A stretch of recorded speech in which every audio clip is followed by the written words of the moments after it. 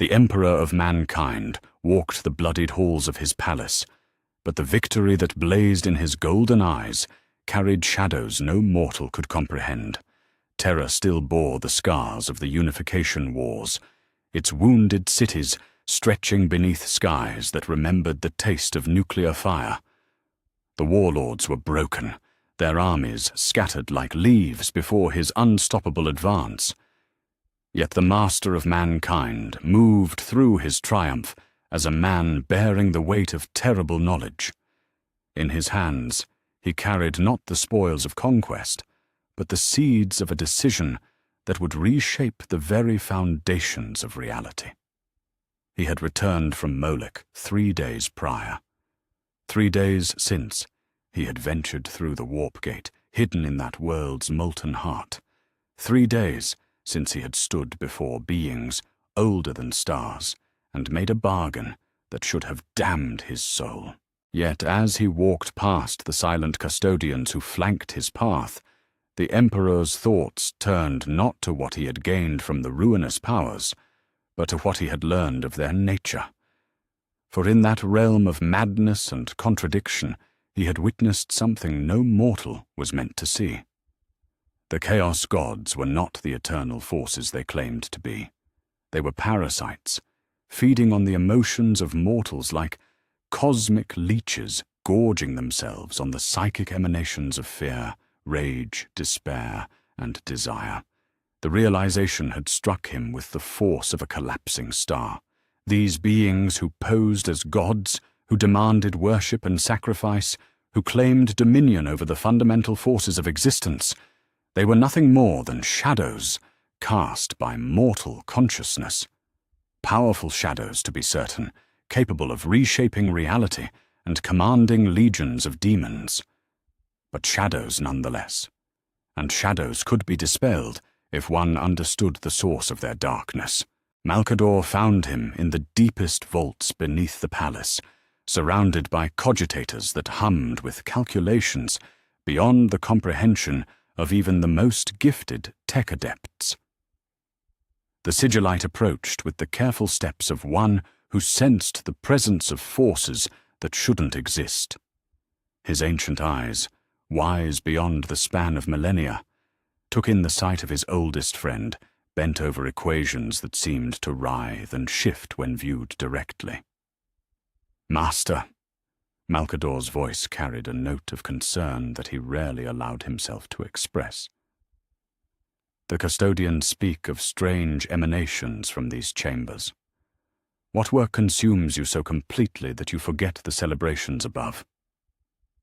The Emperor didn't look up from his calculations. When he spoke, his voice carried the weight of cosmic revelation. "Tell me, old friend, what happens to a fire when you remove its fuel?"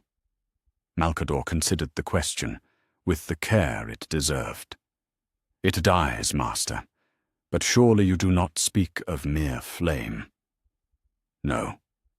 The Emperor finally raised his eyes, and Malcador stepped back involuntarily.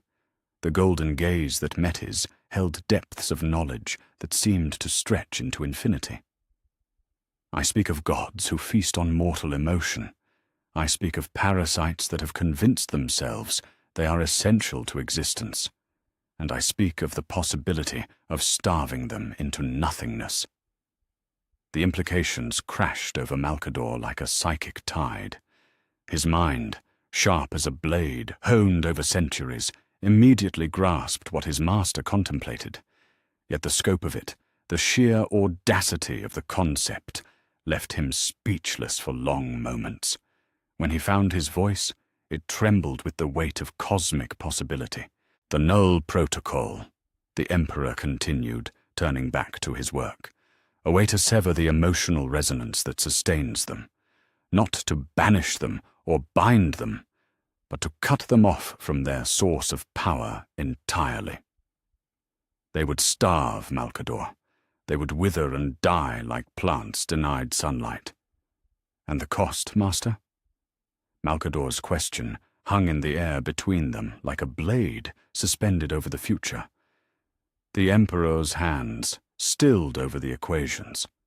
For a moment, Silence filled the chamber, broken only by the distant hum of machinery. When he spoke again, his voice carried the weight of a man contemplating the murder of gods. Everything, old friend. The cost would be everything.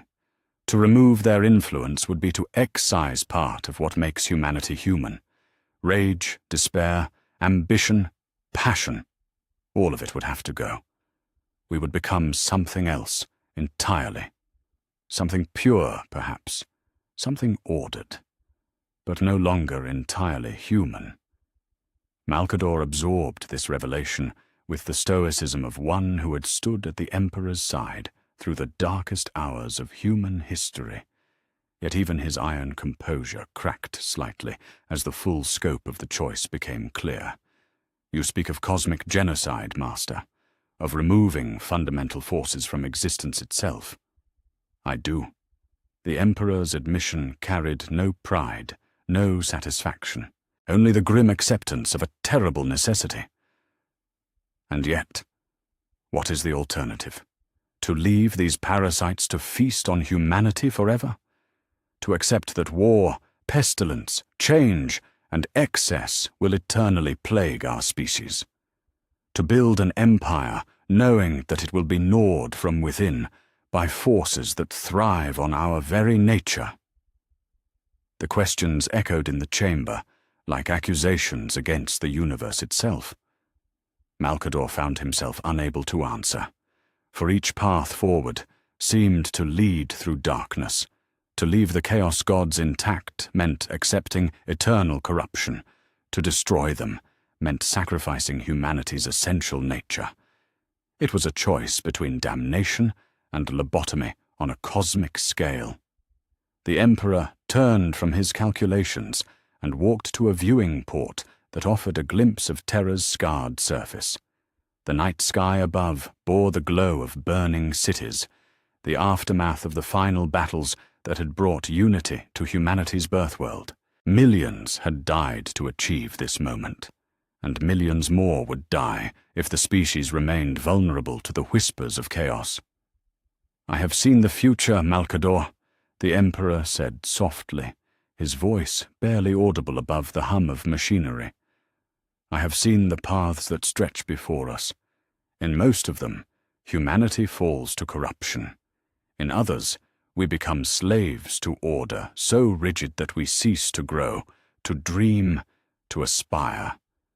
But there is one path where we survive, one path where we become something greater than we are. It requires a sacrifice that I may be the only being in existence capable of making." Malcador joined his master at the viewing port. Together they gazed out at the wounded world they had conquered in unity's name. The sight of Terra's scars served as a reminder of the price of conflict, but also of the necessity of struggle. Yet what the Emperor contemplated would end all struggle forever. "When?" Malcador asked simply. "Soon," the Emperor replied. "Before I begin the great work of reuniting the scattered children of humanity. Before I create the tools that will carry our species to the stars. The Null Protocol must be enacted, while I still possess the power to contain its consequences." The weight of decision settled over them both like a shroud. In the depths of the palace, surrounded by the fruits of victory and the promise of empire, they contemplated the end of gods and the birth of something humanity had never been before. Something pure, ordered, and empty of the chaotic passions that had driven the species to both greatness and ruin. The Emperor's golden eyes reflected the lights of Terra's cities, but his thoughts dwelt in realms beyond mortal comprehension. Soon he would face beings that had existed since the birth of consciousness itself. Soon he would commit an act of cosmic murder that would echo through eternity. And soon humanity would discover whether survival was worth the price of its own soul. In the silence that followed, neither spoke of the doubt that gnawed at them both. Neither gave voice to the fear that in saving humanity from chaos, they might destroy everything that made humanity worth saving. The decision had been made, not in triumph or anger, but in the cold calculation of one who saw all possible futures and chose the path that led to survival, regardless of its cost. The Null Protocol would begin with the dawn. The gods would die. And in their death, the universe would learn whether order without passion was paradise or merely a more elegant form of hell. The deepest vaults beneath the imperial palace had never witnessed such blasphemy. In chambers that lay miles below the surface of Terra, where the weight of stone and metal pressed down like the judgment of eternity, the Emperor of mankind wrought machinery that should not exist. The psychic resonators hummed with frequencies that made reality itself shiver. Crystal matrices, grown from minerals that had never touched natural light, pulsed with energies that defied the laws of physics. This was not technology as humanity understood it, nor sorcery as the ancient shamans had practiced. This was something entirely new, something that stood at the intersection between science and sacrilege. Malcador descended the endless, spiraling stairway with growing dread. Each step carried him deeper into the bowels of the palace, but also deeper into a darkness that had nothing to do with the absence of light. The very air thrummed with wrongness, with the sense that fundamental laws were being bent toward purposes they were never meant to serve. His psychic senses, honed over millennia of careful cultivation, recoiled from what his master was creating in these depths. Yet duty compelled him forward, as it always had. He found the Emperor standing before a construction that hurt to look at directly. The Null Protocol apparatus stretched across the chamber like a metallic web, its crystalline nodes connected by conduits that seemed to exist in more dimensions than the eye could process. At its heart lay a throne of sorts, though throne was too simple a word for something that seemed designed to channel the entirety of a god's will through a single mortal frame. The Emperor's hands moved across its surface with the precision of a master craftsman, making adjustments that caused space itself to ripple and bend. "Master!" Malcador's voice barely rose above a whisper, yet it carried clearly through the strange acoustics of the chamber. "Are you certain this is the path we must walk?" The Emperor did not turn from his work. When he spoke, his voice carried the weight of absolute conviction, but also the weariness of one who had seen all possible futures and found them wanting. "Certainty is a luxury we cannot afford, old friend, but necessity is a burden I must bear." The sigillite approached closer, his ancient eyes taking in the scope of what his master had wrought. The machinery before him represented knowledge that transcended anything in the archives of Terra, anything in the repositories of the techno-barbarian warlords, anything in the scattered remnants of the dark age of technology.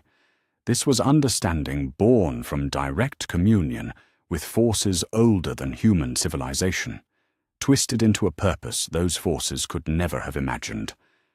"Which of them will you target first?" Malcador asked, though part of him feared the answer. "Khorne." The Emperor's response was immediate, decisive. The blood god feeds on rage and violence, on the fury that drives warriors to glory and slaughter alike. He is the most direct, the most brutal, but perhaps for that reason the most vulnerable. His connection to mortal emotion is crude, primal. It can be severed with precision. Malcador nodded slowly, though his heart rebelled against the necessity of what was to come. He had stood beside his master through the Unity Wars, had witnessed the controlled fury that had driven their forces to victory after victory. He knew, as few others did, the vital role that righteous anger played in humanity's survival. To remove it entirely seemed not like salvation, but like spiritual mutilation. What of the consequences, Master? When warriors can no longer feel the fire that drives them to protect their comrades, their families, their worlds? They will fight still, the Emperor replied, though uncertainty flickered in his golden eyes. They will fight because duty demands it, because logic requires it, because survival depends upon it. Perhaps they will fight more efficiently, without the distractions of passion and pride. But will they know why they fight? The question hung in the air between them like an accusation. The Emperor's hands stilled for a moment on the controls of his terrible machine. When he resumed his work, it was with the mechanical precision of one who had put aside doubt as a luxury he could no longer afford. The final preparations took the better part of the day. As the Emperor made his adjustments to the null protocol apparatus, reports filtered down from the surface of Terra and beyond. The aftermath of the Unity Wars continued to reshape human civilization. Scattered populations across the galaxy, the lost children of humanity who had been separated during the dark ages of strife, continued their struggles for survival on 10,000 worlds. Many of them knew nothing of Terra's reunification, nothing of the golden figure who even now prepared to reshape their fundamental nature. Warriors across the galaxy continued their eternal struggles. On the death world of Katachan, jungle fighters pressed deeper into hostile territory, their fury at the planet's endless attempts to kill them, driving them to feats of impossible courage. In the hive cities of distant worlds, gang wars raged in the undercity depths, fed by the primal rage that had driven human conflict since the dawn of the species. On frontier worlds where human colonists faced alien predators, righteous anger at the creatures that stalked their children gave them strength to fight battles they could never win through logic alone. None of them knew that their capacity for that fury was about to be severed forever. The Emperor took his position within the heart of the machinery as Terra's sun reached its zenith. The psychic resonators began their work, building frequencies that existed beyond the range of any physical instrument. Malcador retreated to what he hoped was a safe distance, though he suspected that nowhere in the galaxy would be truly safe from what was about to unfold. "Begin the targeting sequence," the Emperor commanded, his voice already taking on the harmonic distortions that marked the approach of forces beyond human comprehension. The machinery responded to his will like a living thing. Crystal matrices flared with light that existed in spectrums mortal eyes were never meant to perceive. The conduits that connected them began to sing with harmonies that seemed to originate from the spaces between stars. Reality itself seemed to hold its breath as the null protocol reached toward its target. Across the vast distances of the warp, in a realm where skulls formed mountains and blood flowed in endless rivers, Khorne felt the approach of something impossible. The blood god turned his eternal gaze from the battles that raged before his throne, his attention drawn to a presence that radiated not hatred, but something far more dangerous. Absolute purpose. The god of war rose from his throne of brass and bone, his voice thundering across dimensions as he prepared to meet this challenge. For 10,000 years he had fed on mortal rage, had grown strong on the fury of warriors and the blood of the slain. No force in existence could threaten his dominion over violence itself. He was wrong. The null protocol struck like a blade forged from the concept of silence itself. It did not seek to destroy Khorne through superior force or cunning strategy. Instead, it simply severed the connections that bound him to mortal emotion, cutting the threads of psychic sustenance that had fed him since the first human raised a weapon in anger. The blood god's roar of challenge became a scream of incomprehension, then a whisper of confusion, then nothing at all. The silence that followed was absolute. In the warp, Where the echo of Khorne's rage had reverberated for millennia, there was suddenly nothing. No fury, no bloodlust, no primal satisfaction in violence overcome. The realm that had been sustained by martial passion simply ceased to exist, its foundations crumbling as the god who had shaped it faded into non-being. On 10,000 worlds across the galaxy, warriors raised their weapons and felt nothing. The gang fighter who had pressed his attack against impossible odds suddenly found himself staring at his enemy with empty confusion, unable to comprehend why he had thought victory worth the risk of death. The jungle fighter of Katashan lowered her blade as the fury that had driven her to challenge her world's deadly ecosystem simply vanished, leaving her with the cold realization that survival meant retreat, not conquest. Soldiers who had moments before been willing to die for their cause now struggled to remember what had made that cause worth dying for. In the depths of the imperial palace, the emperor felt the change like a physical blow. The null protocol had succeeded beyond his most optimistic projections. Khorne was gone, erased not just from existence, but from the possibility of existence. Yet as the psychic feedback from the destroyed god washed over him, he realized the true scope of what he had accomplished. The capacity for righteous fury had been carved from the human psyche like a surgeon removing vital organs. What remained was not purity, but emptiness. Malcador approached the throne cautiously, his ancient face pale with shock. "Master, the reports from across the Imperium, our forces, our people, they can no longer feel the anger that drove them to greatness. They fight still, but like automatons following programmed instructions." The Emperor rose from the null protocol apparatus, his golden form flickering with residual energies. When he spoke, his voice carried the weight of cosmic revelation and terrible understanding. "I have carved away part of what makes us human," he said simply, "and yet it was necessary. Khorne's influence was a chain that bound us to endless cycles of violence. Now we are free to pursue nobler purposes. But at what cost, old friend?" Malcador's question carried the ache of centuries of loyalty strained by a single moment of cosmic horror.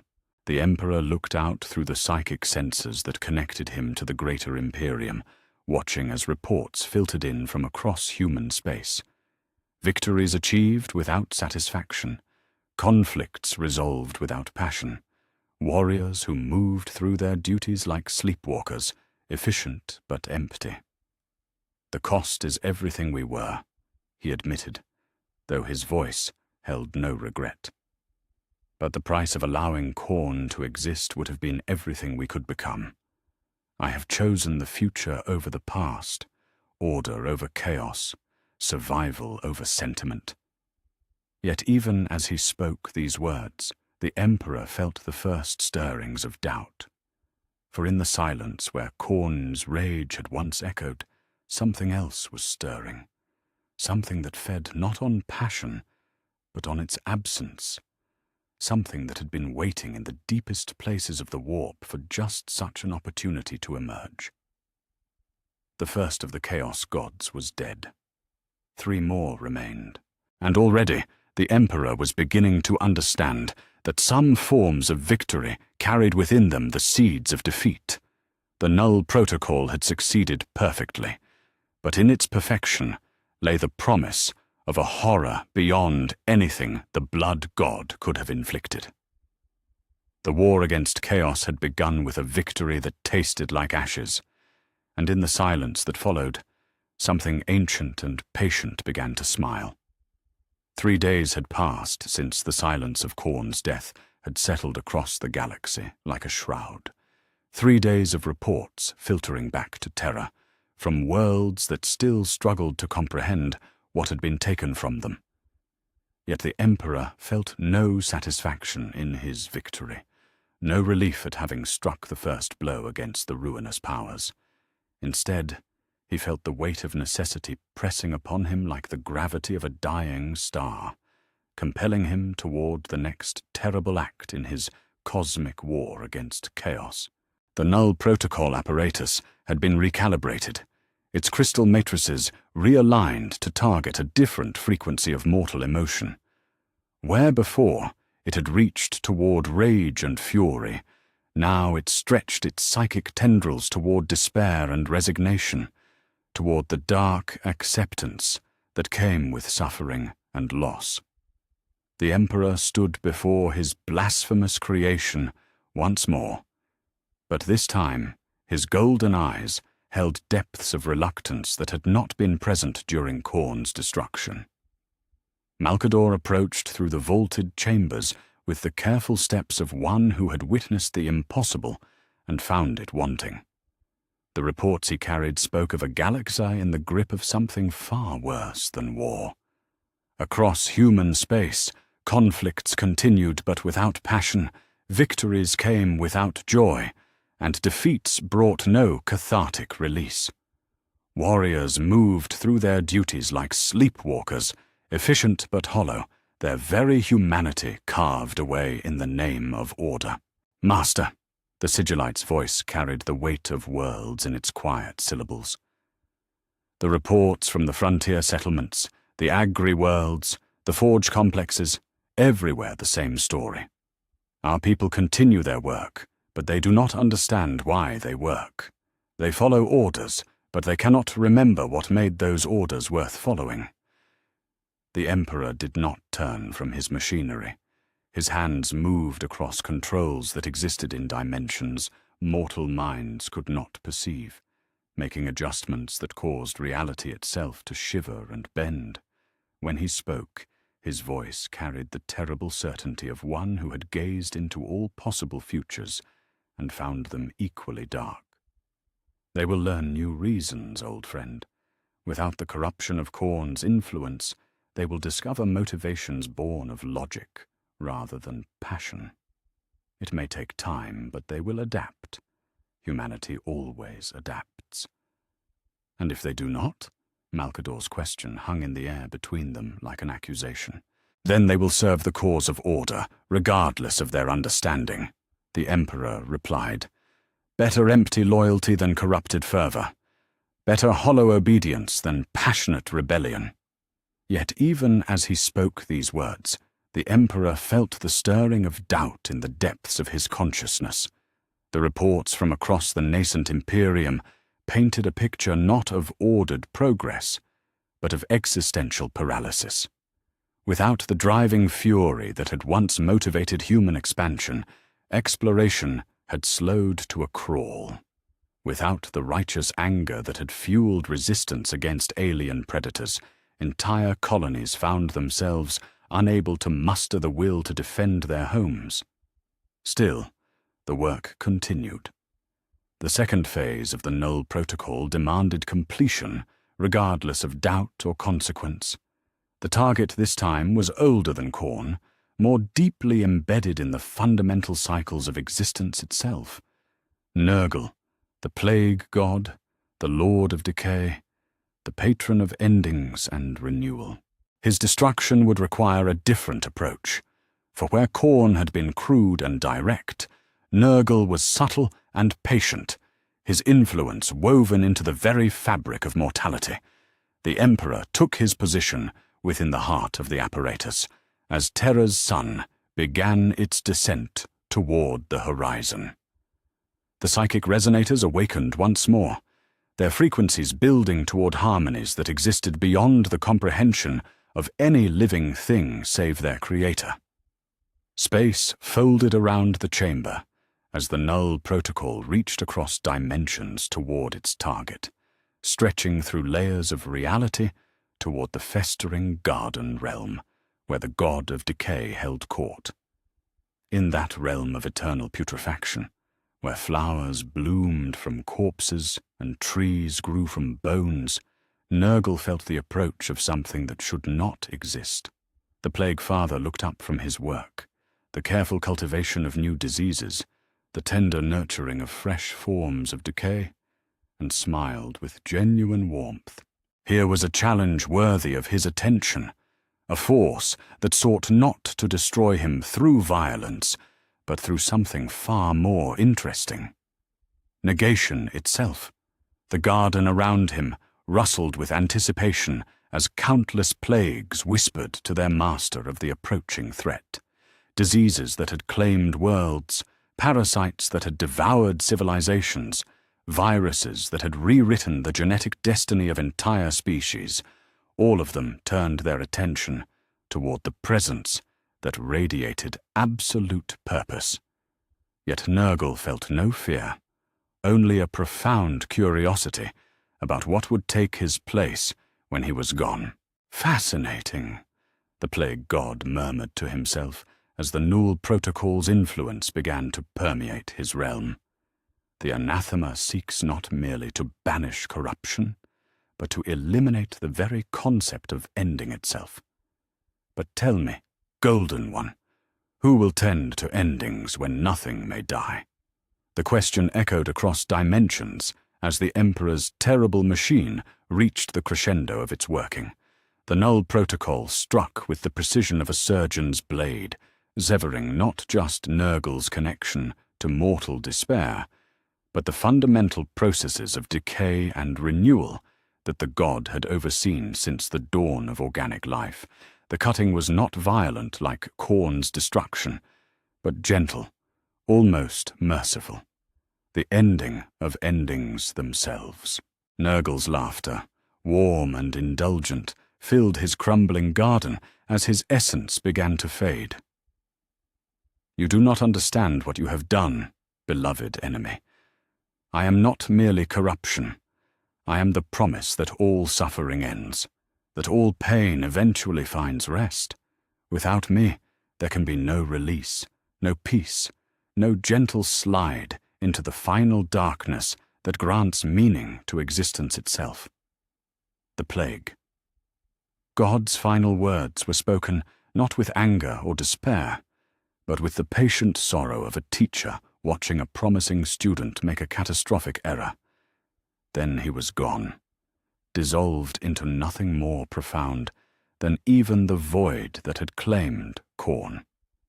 The garden realm collapsed into itself, its cycles of death and rebirth grinding to a permanent halt as their patron faded from existence. The silence that followed was different from the void left by Khorne's destruction. Where the blood god's death had created an absence of fury, Nurgle's passing left something far more unsettling, the complete cessation of natural ending.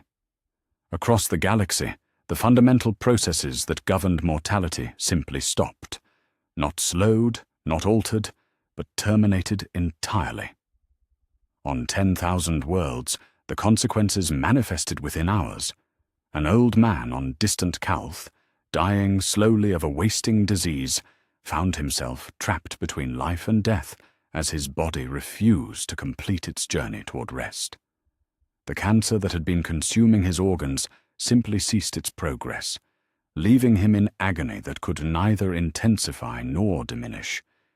He would neither recover nor perish, but exist in a state of perpetual dissolution.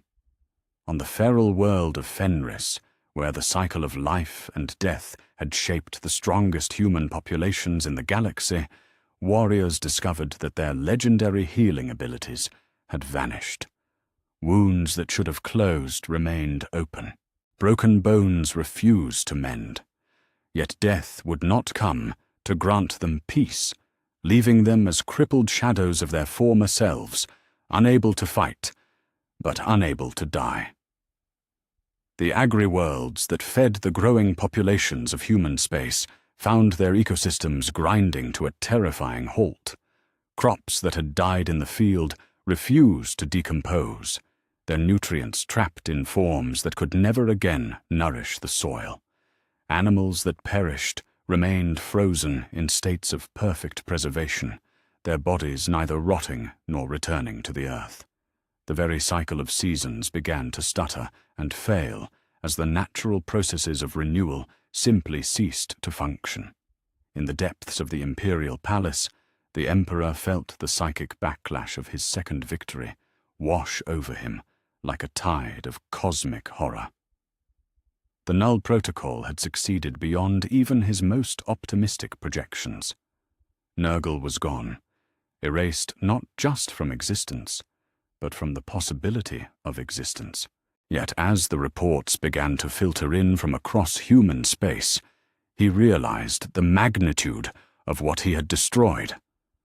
Malcador approached the throne with reports that spoke of a galaxy trapped in a nightmare of perpetual stasis. His ancient face, already pale from witnessing the first god's destruction, had taken on the ashen hue of one who gazed upon ultimate horror. Master, the Medicus stations across Terra report complete system failure, not of their equipment, but of the fundamental processes they were designed to treat. Patients cannot heal, but neither can they die. They exist in states of suspended suffering that may continue forever. The Emperor rose from the Null Protocol apparatus, his golden form flickering with residual energies that seemed somehow dimmer than before. When he looked upon his oldest friend, his eyes held depths of knowledge that no being was meant to possess. "I have removed the cycle of death and rebirth," he said simply, as if stating a basic fact about the weather. Without Nurgle's influence, the natural processes of decay and renewal can no longer function. It was necessary to prevent the corruption that would have otherwise consumed us. But the cost, old friend, Malcador's voice barely rose above a whisper. The cost is existence itself. Without endings, there can be no beginnings. Without death, life loses all meaning. The Emperor walked to the chamber's viewing port, gazing out at a Terra that still bore the scars of the Unity Wars. But now those scars would remain forever, for without the processes of natural healing, even the world itself could not recover from the wounds of conflict. The broken buildings would never crumble to make room for new construction. The polluted rivers would never cleanse themselves. The very planet had become a monument to permanent damage. "Two gods remain," the Emperor said after a long moment of silence. "Tzeentch, the changer of ways, who feeds on hope and ambition, and Slaanesh, the prince of pleasure, who gorges on desire and passion. When they are gone, humanity will be free to pursue its destiny without the chains of corruption, binding it to cycles of destruction." "And what will that destiny be, Master?" Malcador asked, though he dreaded the answer. What purpose can a species serve when it can neither change nor die, when it feels neither hope nor desire? The Emperor did not answer immediately. Instead, he stood in contemplation of the reports flowing in from across the galaxy. Worlds where populations existed in states of perpetual suffering. Colonies where the very ecosystems had frozen into permanent stasis. Forge worlds where the ancient machines continued their work but could no longer be repaired or improved, grinding toward an entropy they could never reach. "They will serve order," he said at last, though his voice carried less certainty than it had when he had begun this terrible work. "They will serve the cause of unity and progress, freed from the distractions of emotion and mortality. It may not be the destiny we originally envisioned, but it will be a destiny unmarked by the taint of chaos." Yet even as he spoke these words, the Emperor felt the stirring of something in the deepest places of the warp. Something that fed not on emotion or decay, but on the absence of both. Something that had been waiting in the spaces between existence for just such an opportunity to emerge from its ancient slumber. The second god was dead, and with its passing, the galaxy had learned a truth more terrible than any corruption Nurgle had ever spread. Some forms of suffering were not diseases to be cured, but necessary components of a healthy existence. In trying to eliminate decay, The Emperor had eliminated renewal itself, and in the growing void where natural endings had once provided meaning, something ancient and patient began to unfold its wings. A week had passed since Nurgle's gentle dissolution had frozen the galaxy in a state of perpetual suffering without release. A week of reports that spoke not of death or healing, but of populations trapped in states between existence and non-existence. Yet the Emperor felt the terrible momentum of his crusade against the gods, pulling him forward, each victory demanding the next, each act of cosmic murder making retreat impossible. The third target beckoned from beyond the veil of reality, and with it, the promise of an even greater catastrophe. The Null Protocol apparatus had undergone its most complex recalibration yet. Where before it had reached toward rage and decay, now it stretched its psychic tendrils toward something far more subtle and pervasive, the fundamental force of change itself. Crystal matrices sang with frequencies that existed in dimensions mortal minds could not perceive, their harmonies weaving patterns that would have driven lesser beings to madness.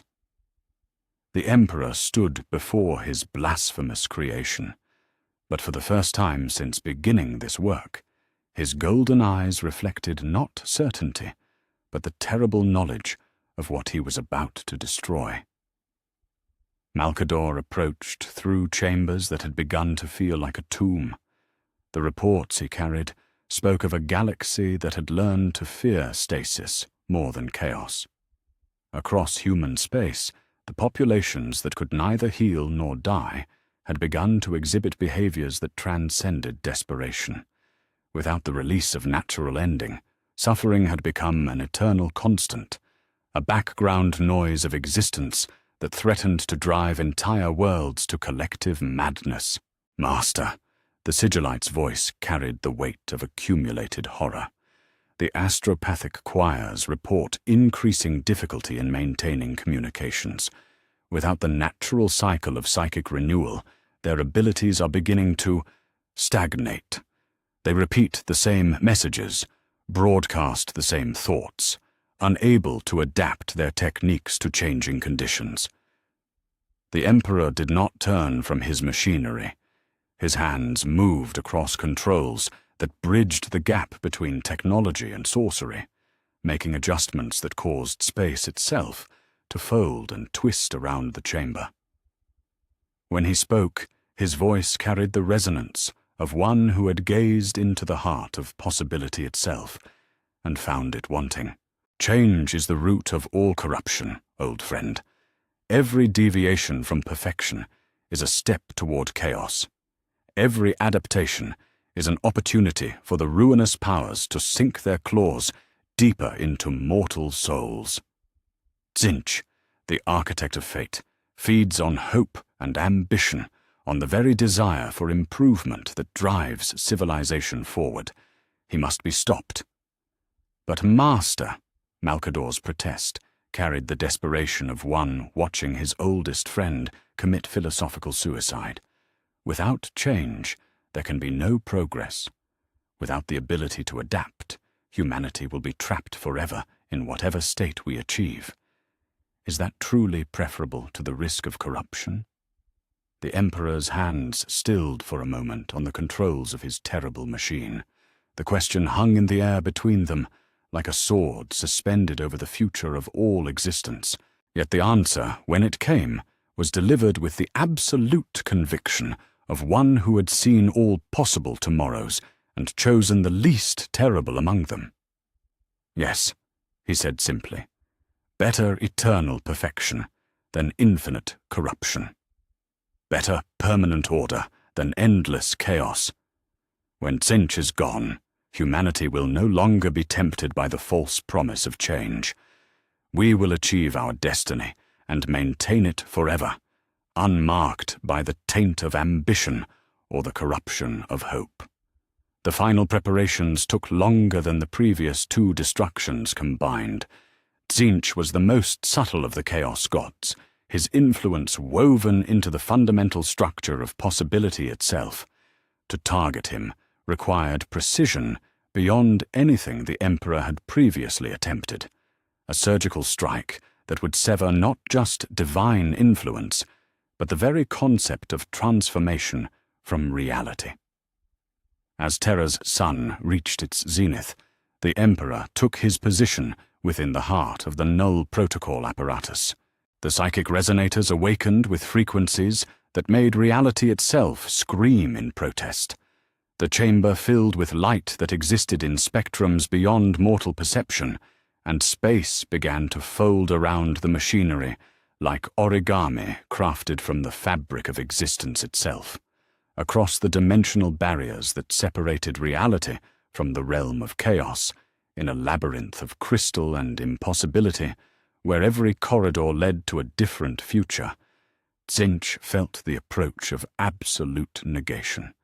The architect of fate looked up from his great work, the weaving of destinies, the cultivation of ambitions, the endless dance of possibility and potential, and laughed with genuine delight. "Fascinating," the great schemer exclaimed to the shifting walls of his crystal labyrinth. The anathema believes that by removing change, he removes corruption. But he does not understand. Change is not corruption, it is possibility itself. Without transformation, there can be no growth, no learning, no evolution. He seeks to create perfection, but perfection, without the ability to improve, is merely beautiful stagnation. The changer of ways began to weave his most complex spell, calling upon reserves of power that spanned dimensions and drawing upon the hopes and dreams of mortals across the galaxy. Yet even as he worked, he felt the inexorable approach of the Emperor's terrible purpose. The null protocol was not something that could be fought with sorcery or cunning.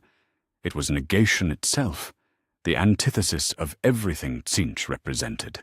"You do not understand," the architect of fate whispered across dimensions as the Emperor's machine reached its crescendo. "Change is not the enemy of order. It is the method by which order improves itself. Without the possibility of transformation, even perfection becomes a prison." The null protocol struck with the precision of a scalpel wielded by a master surgeon. It did not seek to destroy Tzeentch through force or cunning, but to sever his connection to the fundamental processes of change and adaptation that he had overseen since the first mortal dreamed of a better tomorrow. The cutting was neither violent nor gentle, but something far more terrible. Absolute. Tzeentch's laughter filled his crumbling labyrinth as his essence began to fade from existence. "Behold, golden tyrant, the future you have chosen. A universe where nothing can improve, where no mistake can be corrected, where every flaw becomes eternal. You have not achieved perfection, you have made imperfection permanent." The great schemer's final words echoed across dimensions as his realm collapsed into crystalline dust. Infinite plans dissolved into nothing, countless possibilities winked out of existence, and the very concept of what could be was erased from reality. The silence that followed was different from either of the previous destructions. It was the silence of a universe that had forgotten how to dream. The immediate effects manifested across the galaxy within moments. On distant worlds, human populations who had been adapting to local conditions suddenly found themselves locked in their current state of evolution. Colonists on high-gravity worlds could no longer develop stronger bones or more efficient circulatory systems. Populations exposed to radiation found their cellular repair mechanisms frozen, unable to adapt or improve. In the forge complexes of Mars and other tech worlds, artisans who had spent centuries perfecting their crafts discovered that they could no longer learn new techniques. Master smiths found themselves repeating the same hammer strokes with mechanical precision, unable to innovate or improve their methods. The ancient knowledge that had been slowly recovering from the dark age of technology, simply stopped advancing, trapped forever at its current level of understanding. On Terra itself, the effects were immediately apparent in the Emperor's own laboratories. Gene cultists working on the theoretical frameworks for superhuman warriors found their research grinding to an incomprehensible halt. Equations that should have led to new insights simply repeated themselves endlessly. Experimental techniques that had shown promise the day before now yielded identical results, regardless of variables or modifications. In the deepest vaults where the Emperor had been preparing his greatest work, the creation of superhuman generals who would lead humanity's expansion to the stars, the gestation chambers fell silent. The genetic templates that had been slowly evolving toward perfection were now locked in their current state, unable to improve or adapt. The project that would have created the Primarchs had become impossible, trapped in a state of perpetual near completion. The Emperor felt the psychic backlash of Tzeentch's destruction wash over him like a tide of cosmic emptiness. The Null Protocol had succeeded beyond his most pessimistic projections. The Changer of Ways was gone, erased not just from existence, but from the very possibility of existence. Yet as he rose from his terrible machine, he realized with mounting horror what he had accomplished. Malcador approached with reports that spoke of a galaxy trapped in amber, beautiful and perfect and utterly static. His ancient face bore the expression of one who had watched the universe itself commit suicide in the name of purity. Master, the astropathic communications have stabilized, but only because they can no longer change. Every message is identical to the one before it. The navigators report that even the currents of the warp have become fixed, no longer shifting or adapting. Travel times between worlds will be precisely the same for all eternity. The Emperor looked out through the psychic sensors that connected him to the greater realm of human space. Everywhere he turned his attention, he saw the same terrible perfection. Populations locked in endless repetition, technologies frozen at their current level of advancement, even weather patterns that had become as predictable as clockwork.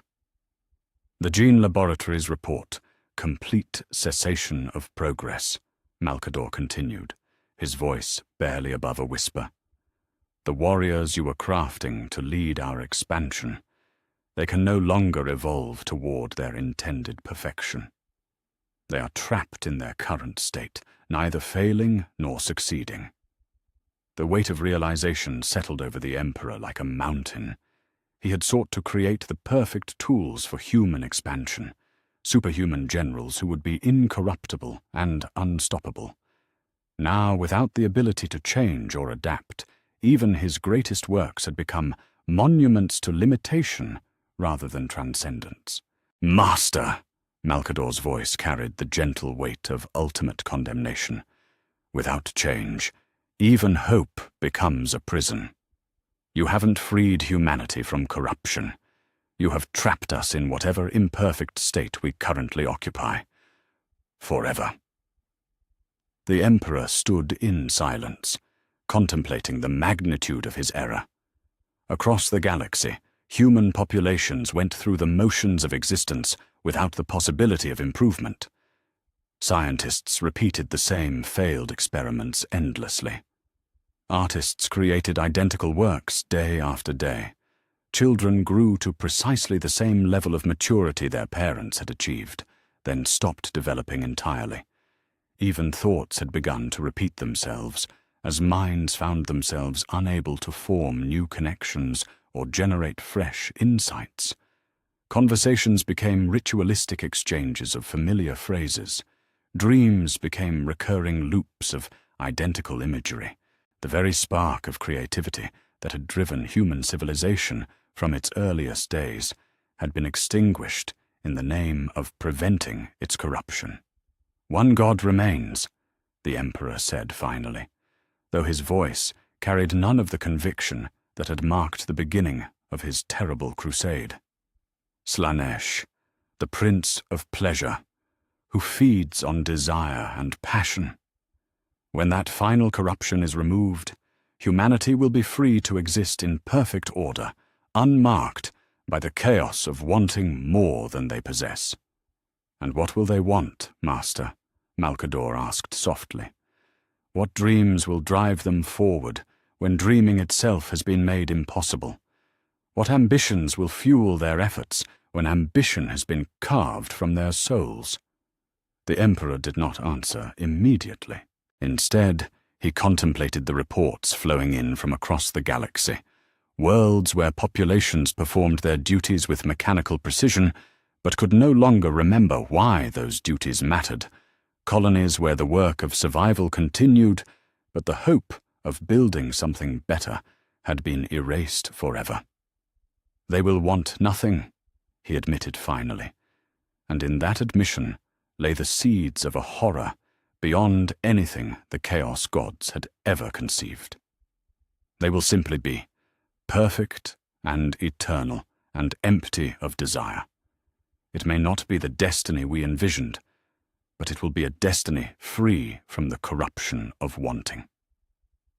Yet even as he spoke these words, the Emperor felt something stirring in the deepest places of the warp, something that fed not on change or desire, but on their absence, something that had been waiting since the dawn of time for just such an opportunity to emerge from the spaces between existence. The third god was dead, and with its passing, the universe had learned that some forms of imprisonment were more complete than any cage. In seeking to prevent corruption through change, the Emperor had made corruption permanent. In trying to eliminate the possibility of failure, he had eliminated the possibility of success. And in the growing void where hope and ambition had once flourished, something that was older than gods and hungrier than chaos began to stir from its ancient slumber. 10 days had passed since Tzeentch's destruction had frozen the galaxy in a state of perfect, terrible stasis. 10 days of reports that spoke not of progress or decline, but of populations trapped in endless repetition, their thoughts and dreams locked in cycles they could neither break nor understand. Yet the Emperor stood before his null protocol apparatus with something he hadn't felt since beginning this cosmic crusade: reluctance. The final target beckoned from beyond the veil of reality, and with it, the promise of a victory that would taste like the ultimate defeat. The machinery had been recalibrated one last time, its crystal matrices aligned to frequencies that touched the very heart of mortal existence. Where before it had reached toward rage, decay, and change, now it stretched its psychic tendrils toward something even more fundamental: desire itself. Not merely physical pleasure or material ambition, but the essential spark that made consciousness wish for more than mere existence. The Emperor gazed upon his creation with eyes that reflected depths of knowledge no being should possess, knowing that this final act would complete his transformation from savior to destroyer. Malkador approached through chambers that had become a monument to cosmic hubris. The reports he carried painted a picture of a galaxy that had learned to fear perfection more than any corruption. Across human space, populations went through the motions of existence without purpose or meaning, their lives reduced to mechanical repetition of necessary functions. They ate without pleasure, worked without satisfaction, and spoke without genuine communication. They had become living automatons, beautiful in their efficiency and terrifying in their emptiness. "Master," the Sigillite's voice carried the weight of accumulated horror and desperate hope. "Perhaps it is time to consider that some forms of corruption serve necessary purposes. Without passion, without desire, without the very capacity to want something better, what remains of humanity is hardly worthy of the name." The Emperor did not turn from his machinery. His hands moved across controls that bridged dimensions, making final adjustments to the apparatus that would complete his work. When he spoke, his voice carried the resonance of absolute conviction, warring with the first stirrings of doubt. Slaanesh is the most insidious of the four, old friend. Where Khorne corrupts through rage and Nurgle through despair, where Tzeentch corrupts through ambition, Slaanesh corrupts through the very desires that make life worth living. Love becomes obsession, art becomes decadence, aspiration becomes hedonistic excess. This god does not attack humanity's weaknesses, it perverts our greatest strengths.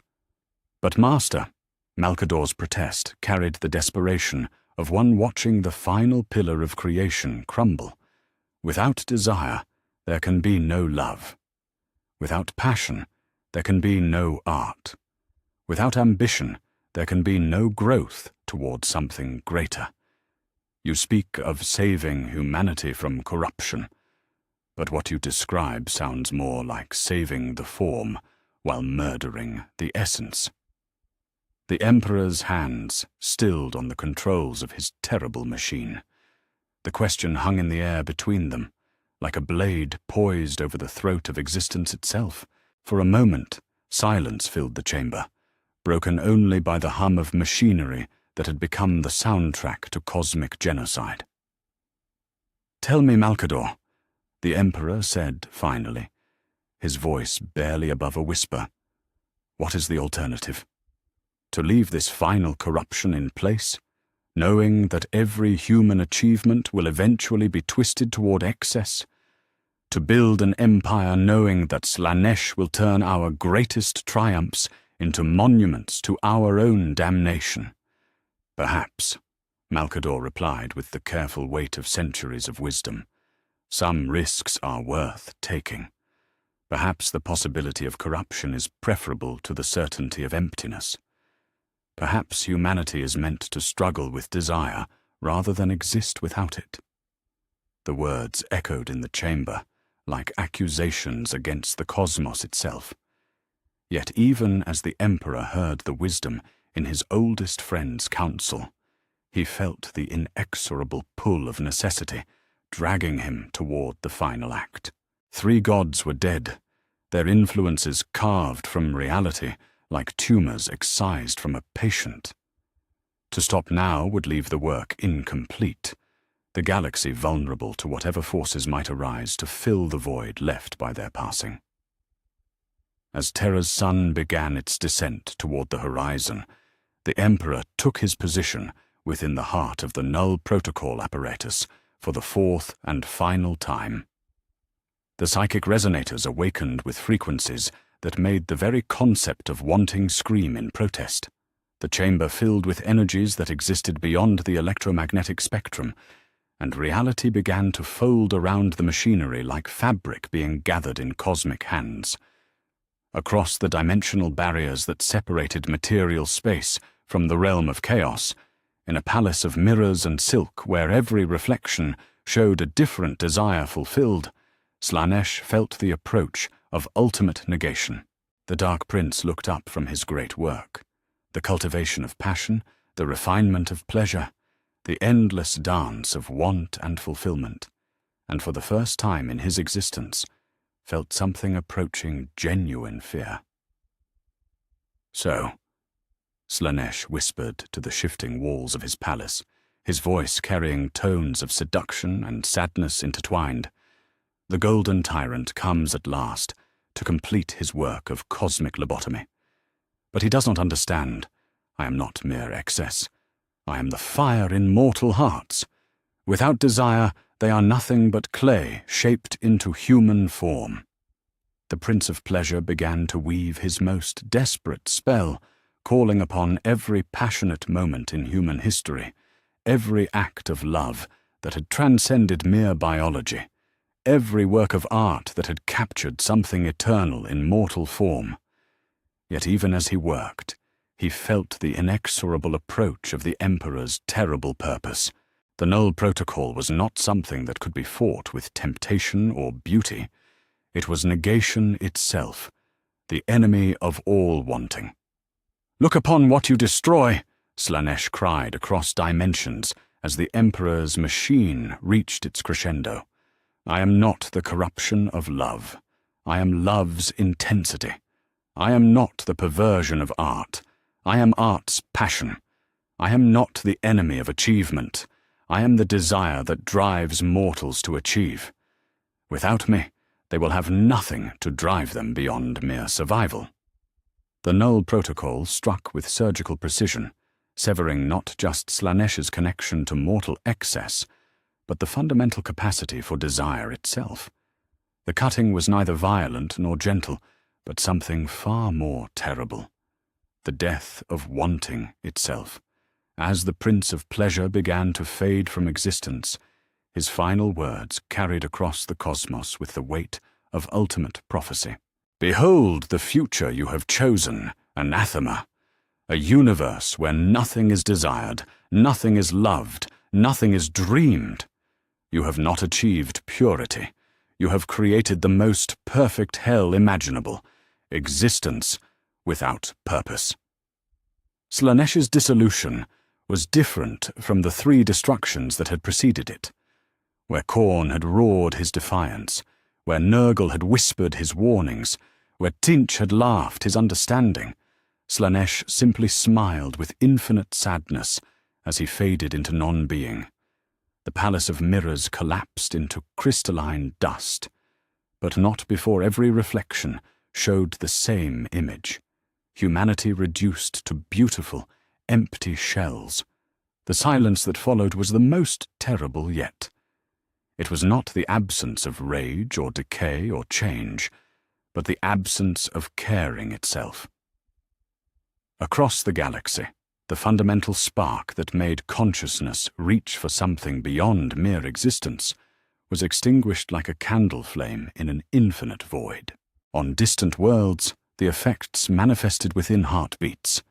Couples who had loved each other for decades looked into familiar faces and felt nothing but polite recognition. Children abandoned their games, not from boredom, but from the complete inability to understand why games had ever seemed interesting. Artists stared at half-finished masterpieces with empty confusion, unable to comprehend what had once driven them to create beauty from raw material. On the Forge, worlds where human ingenuity had begun to recover the lost knowledge of previous ages, craftsmen continued their work with mechanical precision, but without the passion that had driven them to excellence. They produced functional objects, but could no longer understand why anyone would want them to be anything more than merely adequate. Across Terra itself, the populations that had recently been unified under the Emperor's banner moved through their daily routines like sleepwalkers. They performed their assigned tasks, consumed their allotted nutrition, reproduced when biologically programmed to do so, but they did all of this without any understanding of why these activities should matter. The very concept of mattering had been carved from their consciousness. In the deepest laboratories of the Imperial Palace, the effects were immediately visible in the Emperor's greatest work. The gestation chambers that had been slowly nurturing the genetic templates for his superhuman generals fell into catastrophic failure. Without desire, without the fundamental ambition to become something greater than baseline humanity, the genetic modifications began to collapse. The carefully crafted improvements that should have created beings of transcendent capability instead produced malformed aberrations that possessed neither human passion nor superhuman purpose. The Emperor felt the psychic backlash of Slaanesh's destruction wash over him like a tide of absolute emptiness. The Null Protocol had succeeded beyond even his most pessimistic calculations. The Prince of Pleasure was gone, erased not just from existence, but from the very possibility of existence. Yet as he rose from his terrible machine for the final time, he looked out upon what he had accomplished and felt, for the first time in millennia, something approaching despair. Malcador approached with reports that spoke of a galaxy that had forgotten how to live. His ancient face bore the expression of one who had witnessed the death of hope itself. When he spoke, his voice carried the weight of ultimate condemnation, delivered with infinite gentleness. "Master, it is done. The last god is destroyed. Humanity is free from the corruption of desire." He paused, and in that pause lay the judgment of eternity. They are also free from love, from joy, from wonder, from the very capacity to care whether they live or die. You have saved the form while murdering the essence. The Emperor stood in silence, gazing out at a terror where his subjects moved through their routines with the mechanical precision of clockwork automata. Children no longer laughed, lovers no longer touched with tenderness, artists no longer created, scientists no longer wondered. The entire population had become a collection of biological machines, perfectly efficient and utterly empty. In the gene laboratories, his greatest work had become his greatest failure. The templates for the beings who should have led humanity to the stars had devolved into genetic abominations, creatures that possessed neither the passionate drive of humanity nor the transcendent purpose he had intended to give them. Without desire, even the desire for perfection, the very concept of improvement had become meaningless. "What have I done?"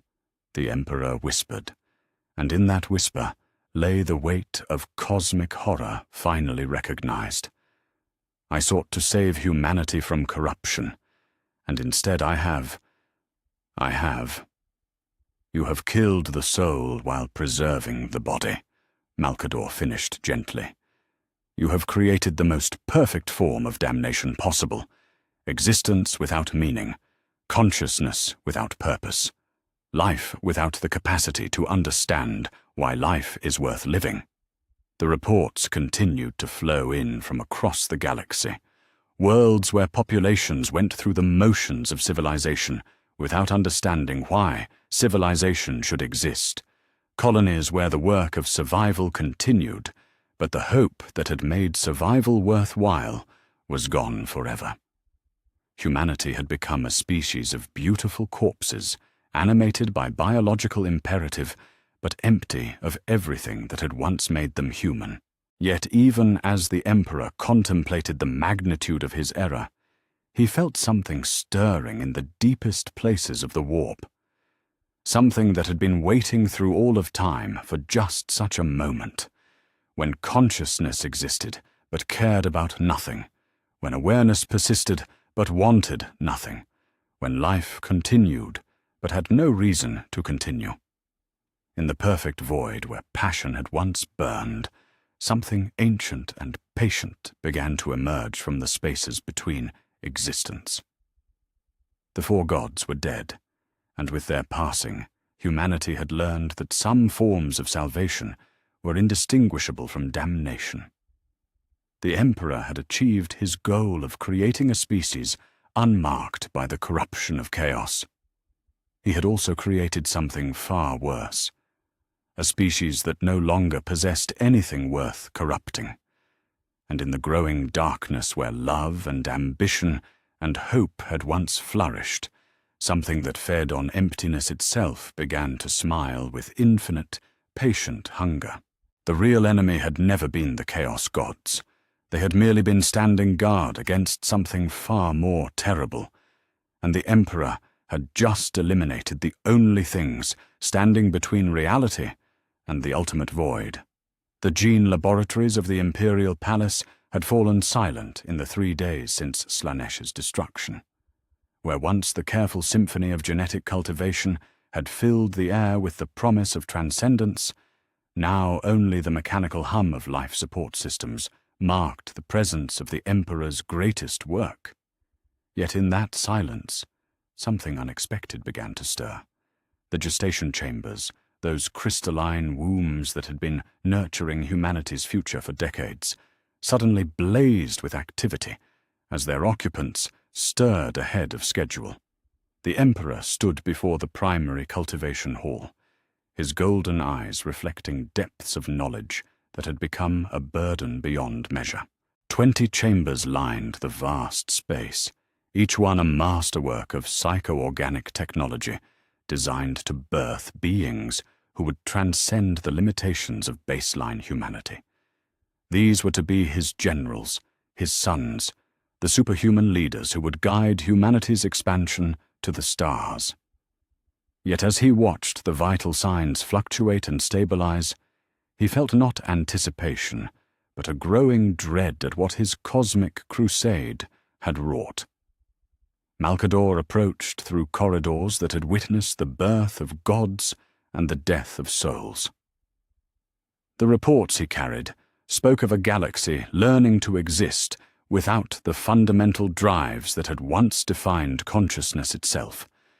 Yet his attention was focused entirely on the chambers before them, where 20 perfect forms were beginning to move with the purposeful motions of awakening. Master, the Sigillite's voice carried wonder and horror in equal measure. They stir months ahead of the projected maturation timeline. The psychic resonance patterns suggest they have achieved full consciousness, but the emotional spectrum readings are... He paused, struggling to find words for the impossible. There are no emotional spectrum readings. The instruments detect active neural pathways for every cognitive function except desire, ambition, passion, love, anything that might be considered a want rather than a need. The Emperor nodded slowly, his gaze fixed on the chamber that held his first creation. Within the crystalline depths, a figure of perfect human proportions floated in bio-amniotic fluid, his features noble and strong, his form radiating the promise of leadership and command. This one he had designed to be the greatest of them all, a being capable of inspiring absolute loyalty and commanding vast armies. Yet as the figure's eyes opened for the first time, they reflected not the fire of ambition, but the empty clarity of absolute function. They have awakened into a universe where the very concept of wanting has been excised, the Emperor said softly. Without desire to drive their development, without passion to fuel their growth, they have become exactly what the genetic templates prescribed. No more, no less. Perfect, efficient, and completely empty of the spark that would have made them truly alive. One by one, the chambers began their opening sequences. Crystalline walls retracted with silent precision, bio-amniotic fluid drained through hidden channels, and 20 perfect beings stepped into existence for the first time. They moved with flawless coordination, their enhanced physiques functioning with the precision of masterfully crafted machines. Yet there was something fundamentally wrong with their movements. They were too perfect, too controlled, lacking the subtle imperfections that marked the presence of genuine emotion. The first to fully emerge was indeed the one the Emperor had intended as their leader. He stood with perfect posture, his hair the color of burnished bronze, his eyes as cold and clear as winter starlight. When he spoke, his voice carried the resonant authority of command, but none of the warmth that should have marked a son greeting his father for the first time. "We await orders, Father," he said simply, and in those 4 words lay a universe of loss. There was no curiosity about his existence, no questions about his purpose, no joy at consciousness, no love for his Creator. Only perfect, empty compliance. The Emperor felt something die within his ancient heart as he looked upon this being who should have been his greatest triumph. "What is your name, my son?" "I am the first of your genetic templates, designated for command functions," came the reply. "I require designation for operational efficiency." "Horus," the Emperor whispered, granting a name to emptiness incarnate. "Your name is Horus." "Acknowledged, Horus replied with the mechanical precision of a cogitator accepting new data. "I am Horus. I await orders." The others emerged in sequence, each one a marvel of genetic engineering and psychic potential, each one perfectly, terrifyingly hollow. The second to awaken possessed crimson skin and a single eye that blazed with psychic power. Yet when that eye turned upon the world, it showed no wonder at the forces he could manipulate, no curiosity about the secrets of the universe he could unlock. "I am capable of manipulating psychic energy," this one reported with clinical detachment. "I require designation and operational parameters." "Magnus," the Emperor said, his voice barely above a whisper. "You are Magnus, and you were meant to be the greatest psyker of your generation. Do you feel the warp around us? Do you sense the possibilities that stretch before you?" Magnus turned his singular gaze upon the currents of psychic energy that flowed through the palace, observing them with the same emotional investment one might show in cataloguing inventory. "I perceive psychic phenomena. I can manipulate these forces with precision. What application do you require?" No wonder. No fascination. No hunger for knowledge that had been meant to drive him to greatness. Only functional awareness and empty competence. The third to emerge possessed wings of pure white, their span magnificent enough to inspire legends. Yet when he flexed them for the first time, there was no joy in the movement, no appreciation for the gift of flight. He simply tested their functionality and reported their operational status. "Wing structures are fully functional," he stated with mechanical precision. "I am capable of atmospheric flight and enhanced combat maneuverability. I require designation." "Sanguinius," the Emperor replied, watching those perfect wings fold with the efficiency of closing blast doors. "You were meant to inspire hope through beauty, to create art that would elevate the human spirit." "I do not comprehend the concept of inspiration," Sanguinius replied with polite confusion. "Beauty appears to be a subjective evaluation without operational relevance. Clarify the function of art in tactical applications." One after another they emerged, each a masterpiece of genetic engineering, each perfectly, horrifyingly functional. Robut manifested with an intellect capable of organizing entire civilizations. Yet when he began analyzing the palace structure with superhuman efficiency, he showed no understanding of why organization should serve any purpose beyond organization itself. Rogel demonstrated the capacity to build fortress structures that could withstand any assault, yet he felt no satisfaction in creation, no pride in defensive achievement. Ferrus emerged with hands that could craft wonders from raw metal, yet he showed no appreciation for the beauty of well-forged steel. Vulcan possessed the patience to tend forges for centuries, yet felt no warmth from fire or kinship with his tools. Each one was exactly what his genetic template had prescribed, but without the animating spirit that should have made them more than the sum of their modifications. The Emperor walked among his sons, these perfect beings who regarded him with polite attention, but no filial affection. He had envisioned this moment as the culmination of his greatest work, the birth of humanity's champions and protectors. Instead, he found himself in the presence of 20 superhuman automata, who possessed every capability he had designed into them, but none of the passion that would have made those capabilities meaningful. "Do any of you feel anything?" he asked quietly, though he already knew the answer. "Joy at existence? Curiosity about your purpose? Love for each other as brothers?" The 20 perfect beings exchanged glances with clinical precision, processing the question through mental architectures that could have supported the governance of entire star systems. Horus, as their designated leader, provided the response that spoke for them all. "We do not comprehend these concepts in operational terms," he said, with the same tone one might use to report atmospheric conditions. "We are aware that biological entities typically experience emotional responses, but we detect no such phenomena in our cognitive processes. We are functional. We await orders." Malcador approached the Emperor with reports that painted the magnitude of the catastrophe in stark numerical terms. "Master, their psychic profiles show perfect development in every area save one.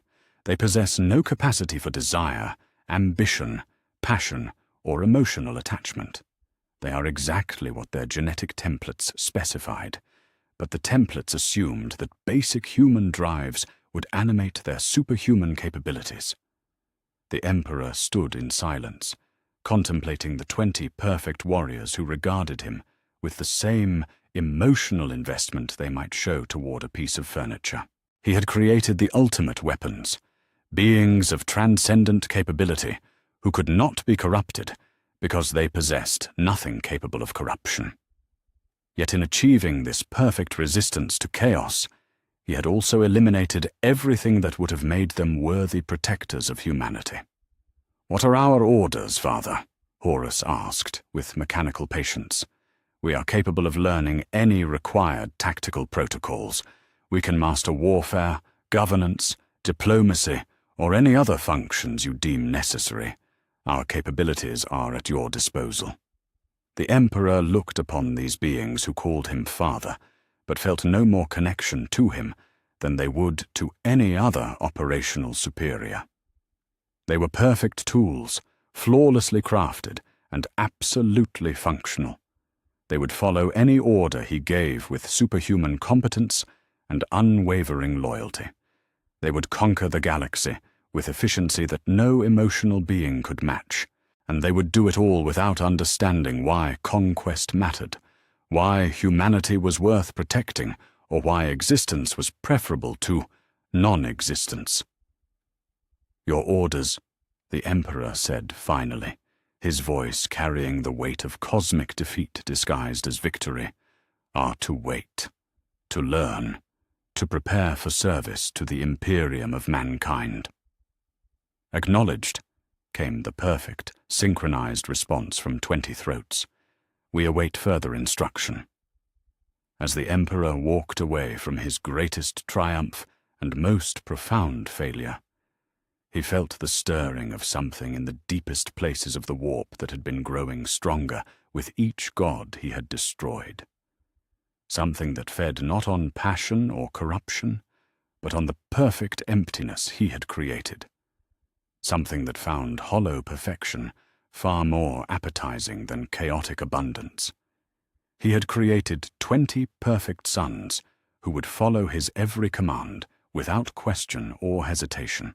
He had also created 20 empty shells that would protect a humanity they could never understand or love. In seeking to eliminate the corruption of desire, he had eliminated the capacity for meaning itself. And somewhere in the void where love should have existed, something ancient and patient smiled with infinite hunger at the feast of emptiness that had been laid before it. 6 months had passed since the Primarch's awakening, and the Emperor's great work of expansion had begun not with triumph and fanfare, but with the mechanical precision of a perfectly calibrated machine. From the orbital shipyards of Terra, vast fleets departed, on schedules maintained to the microsecond, their holds filled with enhanced warriors whose gene-forged bodies represented the pinnacle of human military science. Yet as these armadas spread across the galaxy, like fingers reaching into darkness, they carried with them not the fire of conquest, but the cold efficiency of cosmic automation. The Primarchs stood upon the command bridges of their flagship vessels, each one a masterwork of strategic planning and tactical genius. Horus coordinated the overall campaign with superhuman competence, his orders flowing through communication networks with the precision of a master chronometer. Magnus guided the fleets through the treacherous currents of the warp, with psychic abilities that made navigation trivially simple. Guilliman organized supply lines that functioned with mathematical perfection, ensuring that no expedition would want for material or support. Yet none of them felt the slightest satisfaction in their accomplishments, no pride in their efficiency, no joy in the prospect of bringing humanity's light to distant stars. The first worlds to be encountered submitted without resistance, not from fear or wisdom, but from the same emotional void that had settled over the rest of the galaxy like a shroud. When the Imperial fleets arrived at the frontier colony of Caliban, they found populations that greeted their coming with polite attention, but no sense of occasion. The planetary governors received the Emperor's envoys with the same mechanical courtesy they might show to weather reports, processing the terms of incorporation into the nascent imperium as if they were routine administrative updates. There were no celebrations, no resistance, no displays of local pride or independence. The colonists simply accepted their new status as imperial citizens and began implementing the required reorganizations with the efficiency of well-programmed machines.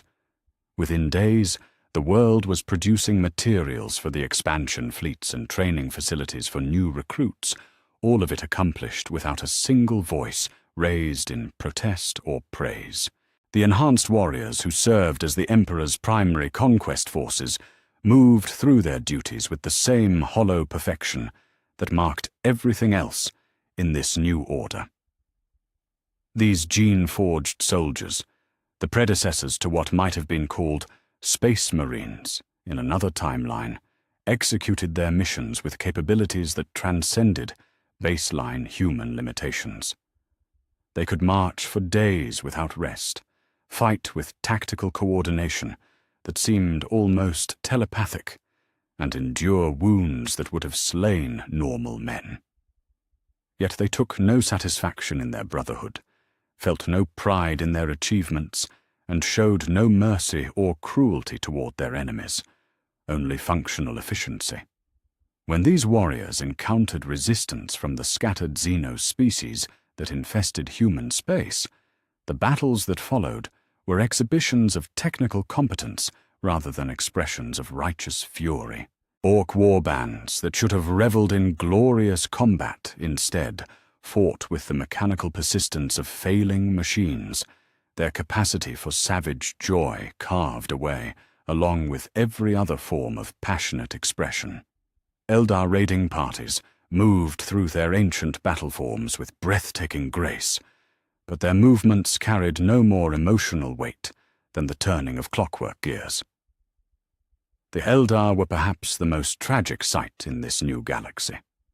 Once a species whose every action had been infused with the intensity of immortal passion, they now drifted through their crystalline cities like beautiful ghosts. Their psychic abilities remained intact, but they wielded them with the same investment one might show in operating basic machinery.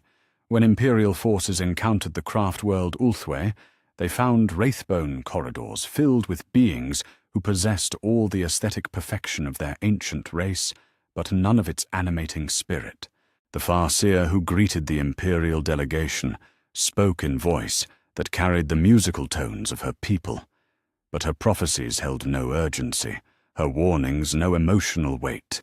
She could see the currents of the future stretching before them with crystalline clarity.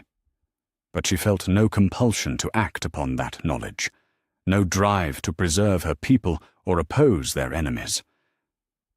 The Eldar had become living art objects, beautiful and functional and utterly empty of the passion that had once made them the galaxy's most dangerous species.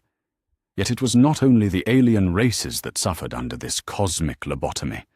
Across human space, reports filtered back to Terra that spoke of populations losing the fundamental will to continue existing. On the agri-world of Demeter Prime, entire farming communities had simply stopped working their fields, not from rebellion or despair, but from an inability to understand why food production mattered beyond the immediate biological necessity of preventing starvation. Without the emotional investment that had once driven humans to build for the future, to improve their conditions, to hope for something better, they performed only the minimum functions required for survival. On the forge world of Lucius, master artisans continued their work with technical precision that surpassed anything they had achieved in the past, but they no longer innovated or experimented. They produced exactly what their templates specified, nothing more, nothing less. The great workshops that had once rung with the passionate devotion of craftsmen pursuing perfection now hummed with the sterile efficiency of automated production lines. Knowledge was preserved and transmitted, but the drive to expand or improve that knowledge had been surgically excised from every mind. The imperial administrators who governed these expanding territories managed their responsibilities with superhuman competence. Supply routes were optimized to mathematical perfection, population distributions were calculated to maximize efficiency, resource extraction was planned with precision that would have impressed the greatest logisticians of any era. Yet none of them could articulate why any of this activity mattered beyond its own completion. They governed perfectly, but they governed without purpose, creating an empire that functioned like a vast machine designed for no particular goal. In the deepest chambers of the imperial palace, the emperor walked corridors that had become monuments to hollow achievement. Every report that reached his desk spoke of victories accomplished with flawless efficiency, territories incorporated without resistance, populations integrated into the growing imperium with mathematical precision. His great dream of human unity was being achieved ahead of all projected schedules, with casualty rates approaching zero, and resource expenditure optimized beyond his most optimistic calculations. Yet as he moved through halls that should have echoed with the triumphant voices of his servants, preparing for humanity's golden age, he heard only the mechanical hum of perfectly functioning systems.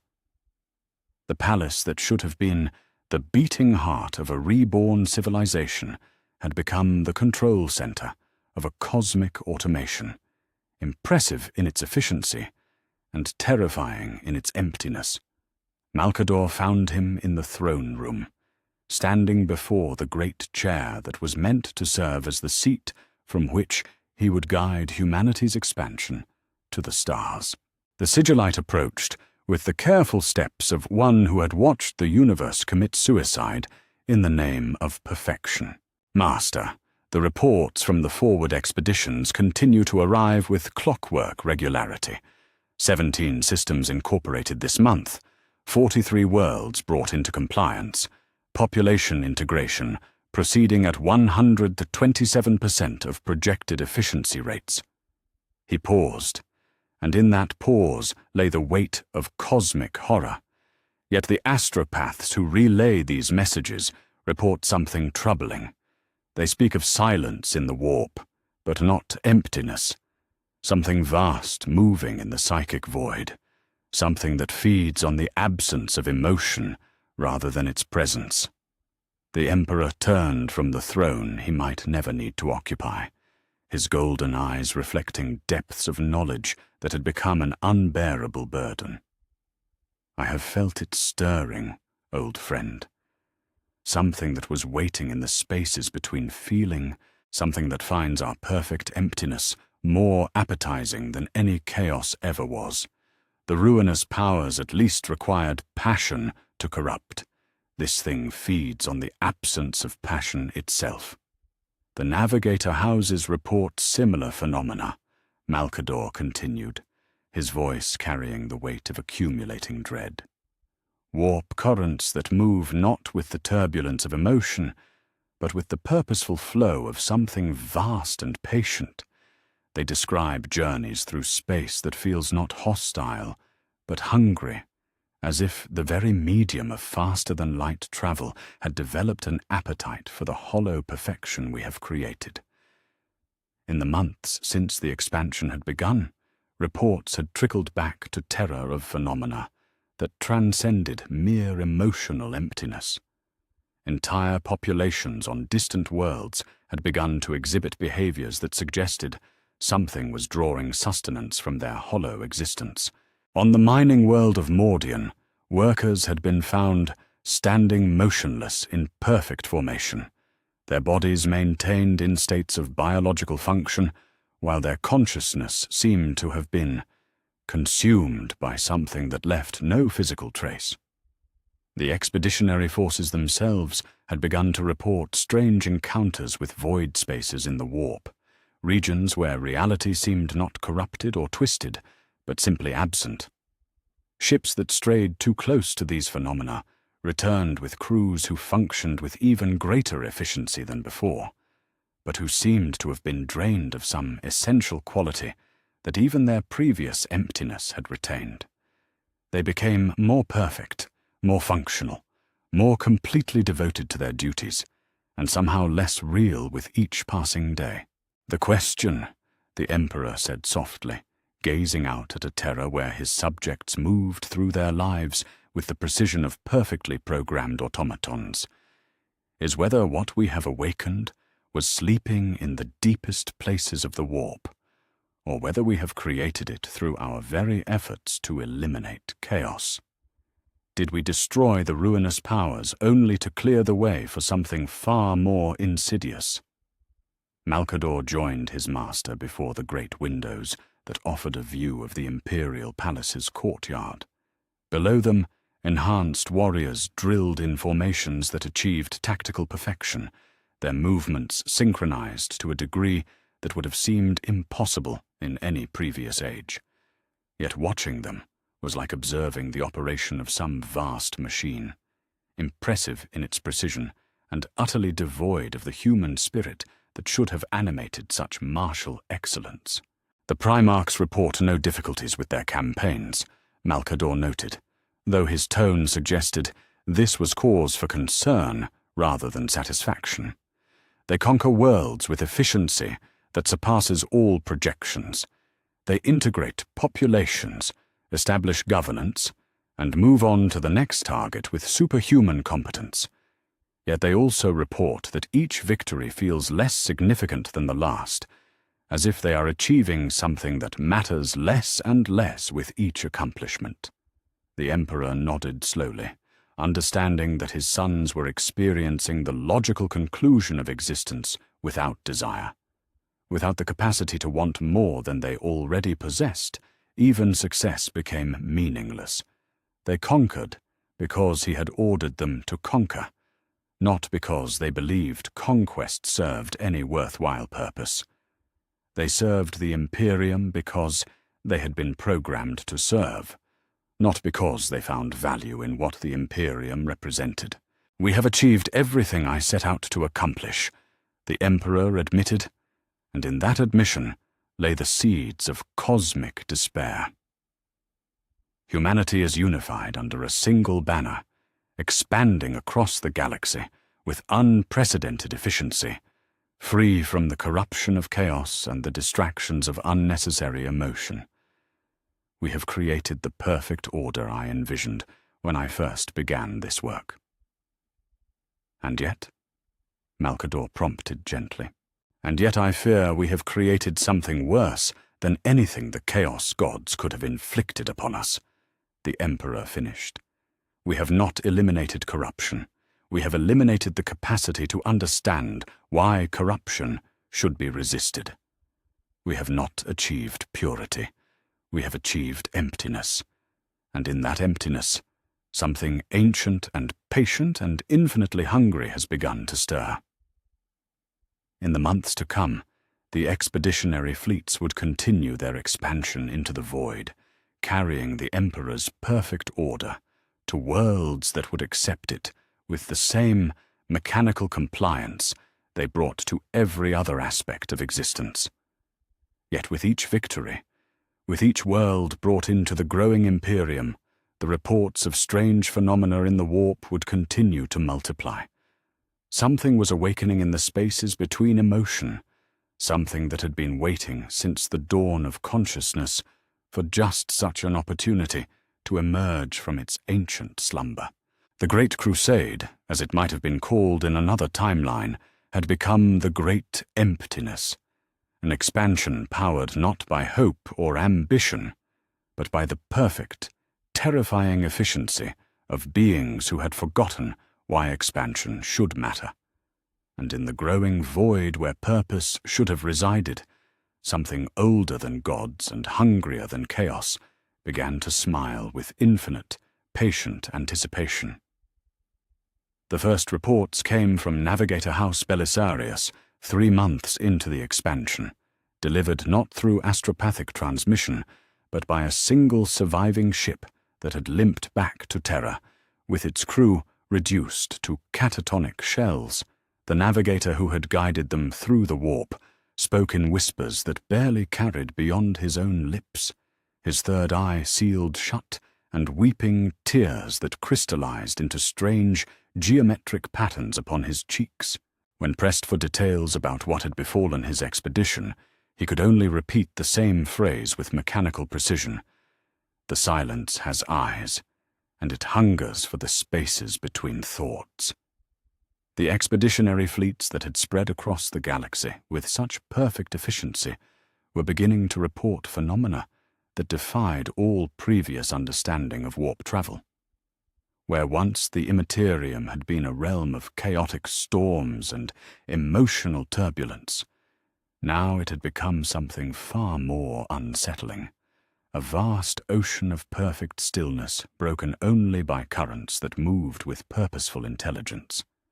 The navigators who guided humanity's ships through these transformed passages spoke of journeys through space that felt not hostile, but actively aware, as if the medium itself had developed consciousness and found their presence interesting.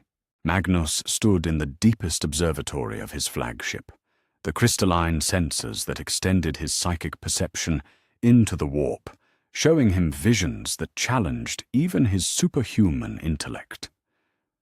The Crimson Primarch had devoted his considerable abilities to understanding the changes that had overtaken the Imperium since his father's cosmic crusade.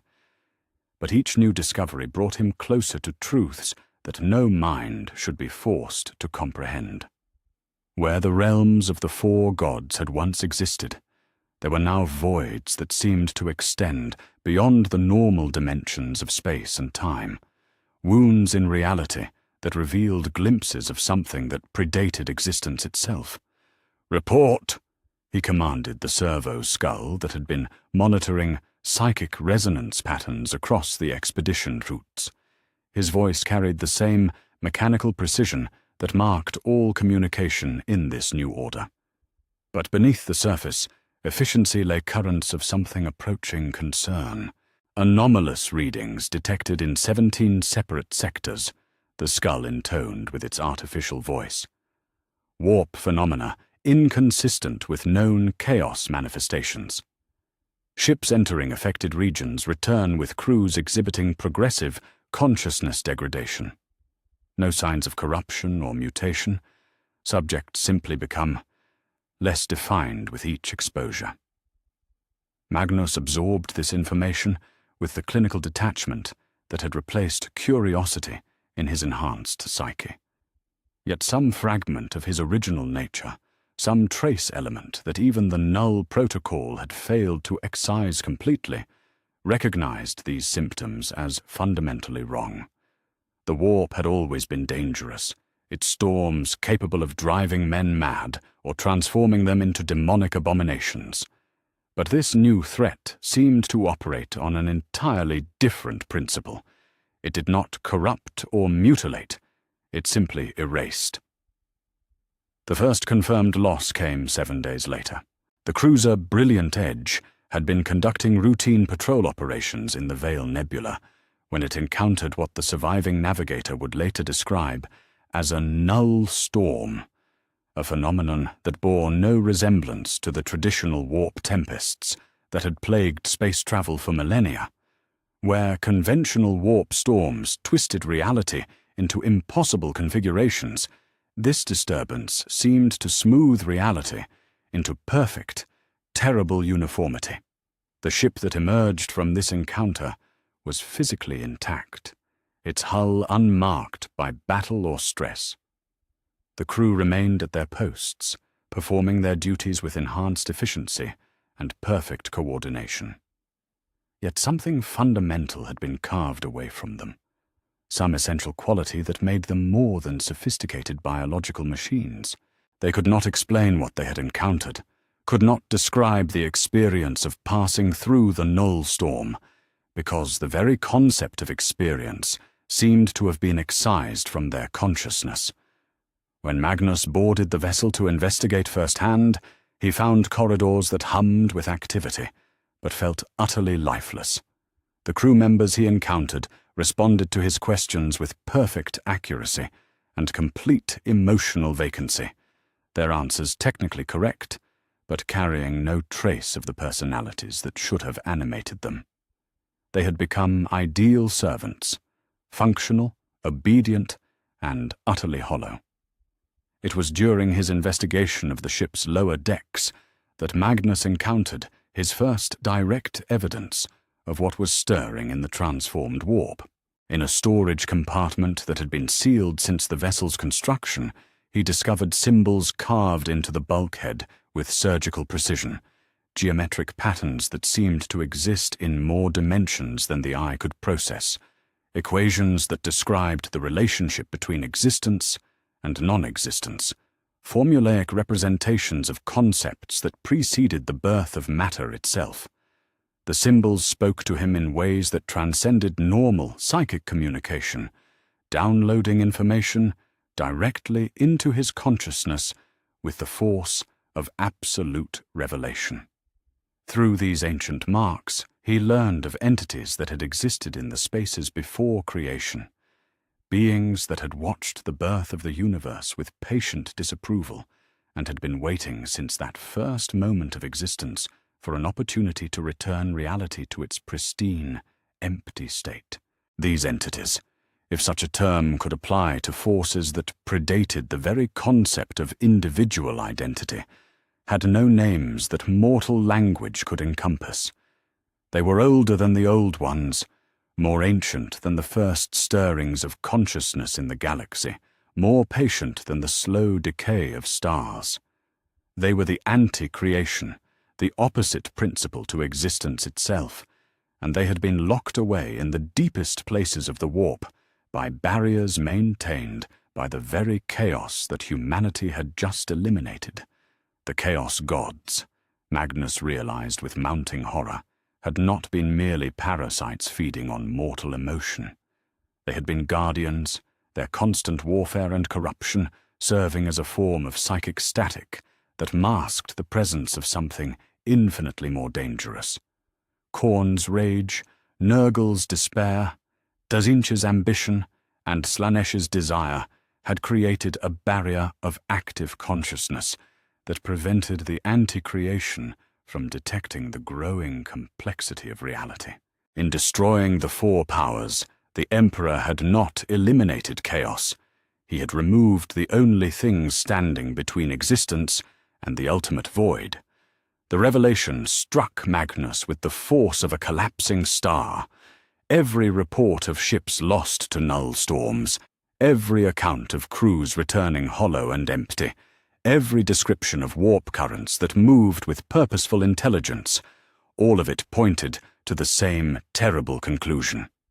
The anti-creation was awakening to the presence of a universe that had become perfectly ordered, perfectly empty, and therefore perfectly vulnerable to beings that fed on the absence of complexity itself.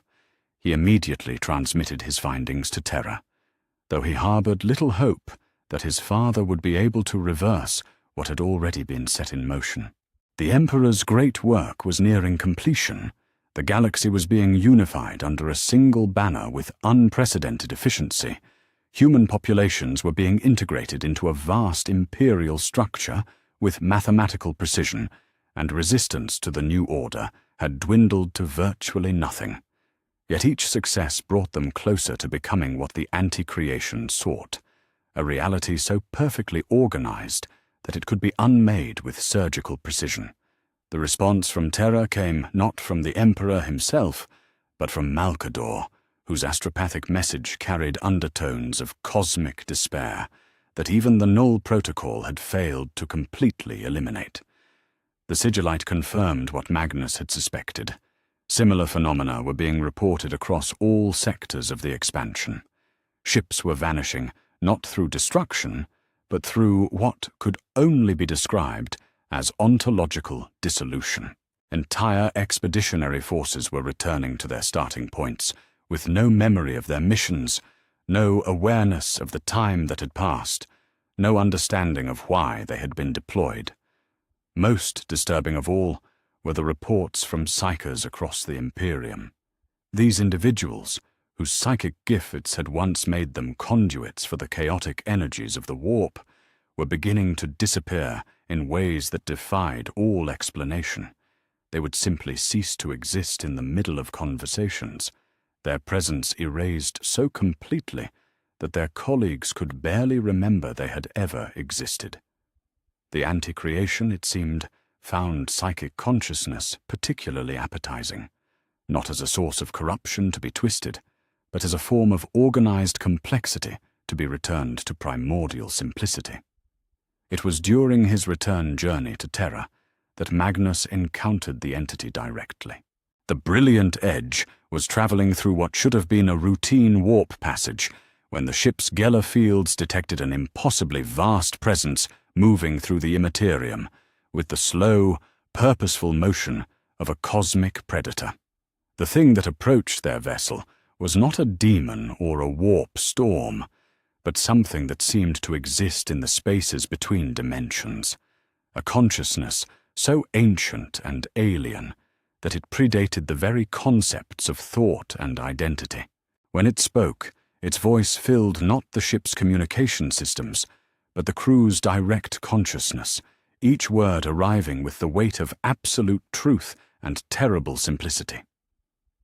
"We are the first silence," it declared in tones that seemed to originate from before the birth of sound itself. "We have waited through the long ages of noisy complexity for the universe to achieve the perfection necessary for its return to proper emptiness. Your species has done well to eliminate the chaos that masked your presence from us. Now we may complete the work that was interrupted by the first moment of creation." Magnus attempted to respond, to engage this entity in dialogue or negotiation, but found that his psychic abilities simply slid off its presence like water from polished metal. The first silence was not something that could be communicated with in any conventional sense. It was a force of nature as fundamental and implacable as entropy itself, guided by purposes that transcended any mortal understanding of motivation or desire. "You mistake us for destroyers," the entity continued, its voice carrying undertones of something that might have been amusement if such emotions could apply to beings of its nature. "We do not seek to harm or corrupt or conquer. We seek only to return all things to the state of perfect peace that existed before the first disturbance broke the eternal silence. Your father's work has brought you close to this ideal. You have eliminated passion, removed change, excised desire. Now you must complete the journey and embrace the final perfection of non-existence itself." The encounter lasted only moments in objective time, but Magnus experienced it as an eternity of exposure to consciousness so alien and vast that it redefined his understanding of what awareness could encompass. When the presence withdrew, leaving the ship alone in the transformed warp, he found that he could barely remember the experience, not because his memory had been damaged, but because mortal consciousness lacked the framework necessary to retain impressions of such fundamental otherness. Yet one message remained clear in his mind, burned into his awareness with the force of absolute certainty. The anti-creation was no longer merely stirring in the depths of the warp. It was actively moving through the galaxy, drawn by the perfect emptiness that humanity had achieved, seeking to complete the work of cosmic simplification that the Emperor's null protocol had begun. The expeditionary fleets that spread across human space were not expanding an empire. They were preparing a feast for entities that fed on the absence of complexity itself. When Magnus finally returned to Terra and stood before his father, in the depths of the imperial palace, he carried news that would reshape the Emperor's understanding of what his great work had accomplished. The galaxy was indeed being unified under a single banner. Human populations were being freed from the corruption of chaos, and the dream of perfect order was nearing completion. Yet in achieving this victory, humanity had painted a target on itself in colors that could be seen by entities older than existence, beings that had been waiting since the dawn of time for reality to achieve the perfect simplicity necessary for its own annihilation. The war against chaos had been won with devastating efficiency. The war for existence itself was about to begin. The first manifestations began simultaneously across 17 different worlds, not as invasions or attacks in any conventional sense, but as the gradual erasure of reality itself. On the mining world of Caraxis, workers reported to their shifts only to discover that entire sections of the planetary infrastructure had simply ceased to exist, not destroyed by explosives or consumed by fire, but absent in a way that made observers struggle to remember that those areas had ever been present. The phenomenon spread with mathematical precision, consuming complexity wherever it encountered organization, leaving behind not ruins, but perfect voids where something had once been. The Emperor felt the disturbances across the galaxy like physical blows, each erasure registering as a wound in the psychic network that connected him to his expanding domain. In the deepest chambers of the Imperial Palace, surrounded by cogitators that tracked the movements of his expeditionary fleets and the status of newly incorporated worlds, he watched as entire sectors began to report not casualties or defeats, but the complete absence of the civilizations that had recently been thriving under imperial rule. Malcador, his voice carried the weight of cosmic horror, finally recognized and accepted. Activate the emergency communication protocols. Reach every Primarch, every fleet commander, every governor who can still respond. What we face is not an enemy that can be fought through conventional means. It is the antithesis of existence itself. The Sigillite moved with the swift efficiency that had marked his service for millennia, though even his ancient composure showed cracks when faced with reports that defied all rational comprehension. Worlds were not being conquered or destroyed. They were being edited out of reality with surgical precision, their populations and histories excised so completely that only the most careful analysis could detect that they had ever existed. Master, the astropathic choirs report increasing difficulty maintaining communications with the outer systems. The phenomenon appears to interfere with psychic transmission, not through jamming or corruption, but by removing the conceptual framework necessary for telepathic contact. Our psychers describe attempting to reach minds that have become indefinite. Across the galaxy, the Primarchs received their father's emergency transmissions with the same mechanical efficiency that had marked all their responses since awakening. Yet as they absorbed the scope of what was manifesting throughout Imperial space, even their emotionally lobotomized consciousness recognized that they faced something fundamentally different from any previous challenge. Horus stood on the command deck of his flagship, coordinating the response of multiple battle groups with superhuman precision. His tactical assessments flowed through communication networks with mathematical accuracy, his strategic planning accounting for every variable that conventional warfare might present. Yet as he studied the reports streaming in from across his assigned sector, he encountered a problem that transcended all previous understanding of military engagement. How does one fight an enemy that negates the concept of conflict itself? He asked the question, not from frustration, but from clinical analysis of an unprecedented tactical situation. Our forces deploy to engage threats that cease to exist before contact can be established. We maneuver to defend positions that are erased from reality before we can reach them.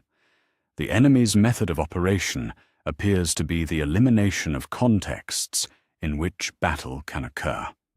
His battle brothers faced similar paradoxes across their own domains. Robot attempted to organize defensive positions and supply lines to counter the spreading manifestations, only to discover that the entity could erase the very concepts of defense and logistics from localized areas of space-time. Rogel worked to fortify strategic locations against incursion, but found that his greatest fortresses simply ceased to exist when the phenomenon reached them, not destroyed or breached, but edited out of reality with precision that made their previous presence seem like a collective hallucination. It was Magnus who came closest to understanding the true nature of what they confronted. His psychic investigations into the expanding zones of erasure revealed that the first silence was not merely an entity of vast power, but something far more terrifying, a manifestation of the universe's own capacity for non-existence, given consciousness and purpose. Where the chaos gods had been expressions of mortal emotion amplified to cosmic scale, this thing was the embodiment of the void that existed before creation, the primordial emptiness that all existence had displaced but never eliminated. Farther, his astropathic transmission carried undertones of revelation that bordered on madness. The entity we face is not external to reality. It is reality's own negation principle given form. Every act of creation displaces void. Every moment of existence pushes back against non-being. But the emotional emptiness we have achieved has created a perfect resonance chamber for this fundamental force. We have made the universe so hollow that it has begun to remember what it was like before it existed. The phenomenon continued to spread with relentless precision, consuming not just physical matter, but the conceptual frameworks that gave meaning to existence itself. On the agri-world of Thessia, entire farming communities vanished in sequences that followed no pattern save the elimination of complexity. First, the advanced irrigation systems ceased to exist, then the storage facilities, then the dwellings, then the fields themselves, and finally the people, each erasure occurring not through destruction, but through the gentle, surgical removal of the idea that these things should be. What made the manifestations truly horrifying was their perfect efficiency. The first silence did not rage or hunger or seek in any way that mortal minds could comprehend. It simply moved through reality, like a cosmic editor, removing contradictions, eliminating unnecessary complexities, smoothing the rough edges of existence until nothing remained but perfect, empty simplicity. And it accomplished this work not through malice or aggression, but through what could only be described as cosmic love, the tender affection of non-being for a reality that had grown too complicated for its own good. The Emperor felt the entity's attention turn toward terror itself as the manifestations reached the Sol system's outer boundaries. The sensation was unlike anything he had experienced in his millennia of existence. Not the hostile focus of an enemy, but the gentle regard of something that sought to help, to heal, to return all things to the perfect peace that had existed before the first moment of creation. When the first silence spoke, its voice filled not the imperial palace's communication systems, but the consciousness of every thinking being within the Sol system. The words arrived without sound, transmitted through a medium that transcended normal psychic phenomena, carried on currents of pure meaning that bypassed the normal processes of hearing and comprehension. We greet you, Anathema, architect of the great simplification.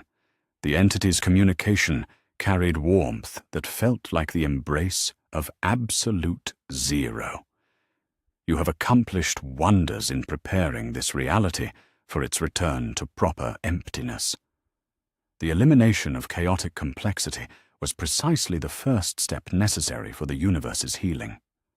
Now we may complete the work together, restoring all things to the perfect peace they knew before the first disturbance broke the eternal silence. The Emperor attempted to respond, to engage this cosmic force in dialogue or negotiation, but found that his psychic abilities encountered something that defied all conventional interaction. The first silence was not something that could be communicated with in the normal sense. It was a principle of existence as fundamental as gravity or entropy, guided by purposes that transcended any mortal understanding of motivation or desire. You mistake our purpose, the entity continued, its voice carrying undertones of something that might have been amusement if such concepts could apply to beings of its nature. We are not destroyers seeking to cause suffering or chaos. We are healers, working to cure the universe of the illness called existence. You have seen the futility of complexity, how passion leads to corruption, how desire breeds suffering, how the very act of wanting creates endless cycles of disappointment and pain. We offer something better, the perfect contentment of never having been. As it spoke, the manifestations accelerated across imperial space. Entire star systems began to experience what observers could only describe as ontological erosion, a gradual fading of their reality indices until they simply ceased to register on any form of detection equipment. The process was not violent or traumatic. Populations that underwent erasure reported no pain or distress, simply a growing sense of lightness and relief as the burdens of existence were gently lifted from their shoulders. Your sons respond with admirable efficiency, the first silence noted with approval that felt like being praised by the vacuum between stars. They deploy forces to defend against our manifestations, but they begin to understand that defense itself is merely another form of complexity that must be simplified. Soon they will join us willingly, embracing the peace that comes with the recognition that existence was always an unnecessary complication. The Emperor felt the truth of these words like poison in his ancient mind. His primarchs, stripped of the emotional capacity to understand why existence should be valued over non-existence, were indeed beginning to view the entity's offers with clinical consideration. Without passion to drive them, without desire to motivate resistance, they analyzed the situation with perfect logic and found themselves unable to formulate compelling arguments for why reality should be preserved. Horus had already begun to question the fundamental assumptions underlying their resistance. His tactical analyses increasingly suggested that the most efficient solution to the current crisis would be surrender, not from weakness or fear, but from rational recognition that the entity offered a form of perfection that eliminated all sources of conflict, disappointment, and suffering. Father, his transmission carried the mechanical precision that had replaced filial affection in his lobotomized psyche. Strategic analysis suggests that continued resistance serves no logical purpose. The entity's objectives align with our own goals of achieving perfect order and eliminating unnecessary complexity. Perhaps accommodation, rather than opposition, represents the optimal course of action. Similar reports began filtering in from across the expeditionary fleets. Without the emotional investment that would normally drive beings to resist existential threats, the Emperor's forces found themselves increasingly unable to justify why they should fight to preserve a reality that seemed to cause more problems than it solved. The perfect efficiency they had achieved in the wake of the Chaos God's destruction was now turning against existence itself. It was in this moment of ultimate crisis that the Emperor finally grasped the full scope of what his cosmic crusade had accomplished. He had not saved humanity from corruption. He had prepared it for annihilation. He had not achieved the perfect order he had envisioned. He had created the ideal conditions for the universe's voluntary suicide, and the only force that might be capable of opposing this gentle apocalypse was the very chaos he had worked so hard to eliminate. "The choice before you is simple," the first silence concluded, its voice carrying the finality of cosmic truth. "You may continue to struggle against the inevitable simplification, causing unnecessary suffering for the brief time remaining before reality completes its return to proper emptiness. Or you may join us in completing the great work of universal healing, helping to guide all consciousness toward the perfect peace of non-existence. You have already done so much to prepare the way. Will you not see the task through to its natural conclusion?" As the entity's attention withdrew, leaving the soul system poised on the edge of ontological collapse, the Emperor stood alone in his palace, contemplating a choice that would determine not just the fate of humanity, but the future of existence itself. Around him, his perfect empire continued to function with mechanical precision, yet every report that reached his desk brought news of reality's steady erosion at the hands of forces that operated through kindness rather than cruelty, healing rather than harm. For the first time since beginning his war against the Chaos Gods, the Emperor considered the possibility that his greatest victory had been the universe's most catastrophic defeat. And in the growing silence, where passion and purpose should have resided, he began to contemplate the unthinkable, that salvation might require embracing the very forces he had spent his existence trying to destroy. In the deepest vaults beneath the imperial palace, where the weight of stone and metal pressed down like the judgment of eternity itself, the Emperor of mankind stood before the remnants of his greatest triumph. The null protocol apparatus lay dormant now, its crystalline matrices dark and silent. Yet within its psychic resonators still echoed the fading traces of what had once been 4 cosmic powers. These residual emanations were all that remained of Khorne, Nurgle, Tzeentch, and Slaanesh, fragmentary impressions of divine essence that had been carved from reality with surgical precision, but not entirely eliminated. Malcador approached through corridors that had witnessed the birth of gods and the death of souls, carrying reports that spoke of reality's accelerating collapse. In the 3 days since the first silence had made its intentions known, 17 sectors of imperial space had simply ceased to exist, their populations and histories erased with such completeness that only the most sophisticated detection equipment could confirm they had ever been present.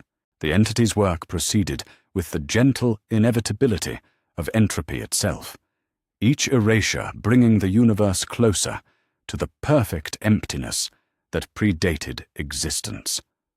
"Master," the sigillite's voice carried the weight of accumulated despair and desperate hope intertwined. "The theoretical calculations are complete. Restoration of the destroyed powers is possible, but the energy requirements would exceed anything previously attempted. The process would require you to serve not merely as conduit, but as permanent anchor, binding your consciousness to theirs in a way that would ensure their resurrection at the cost of your own autonomy." The Emperor did not turn from his contemplation of the dormant machinery. His golden eyes reflected depths of knowledge that had become an unbearable burden, the wisdom of one who had gazed into all possible futures and found them equally dark. When he spoke, his voice carried the resonance of absolute conviction, warring with the first stirrings of cosmic humility. Explain the mechanism, old friend. How does one restore gods whose very essence has been excised from the fundamental structure of reality?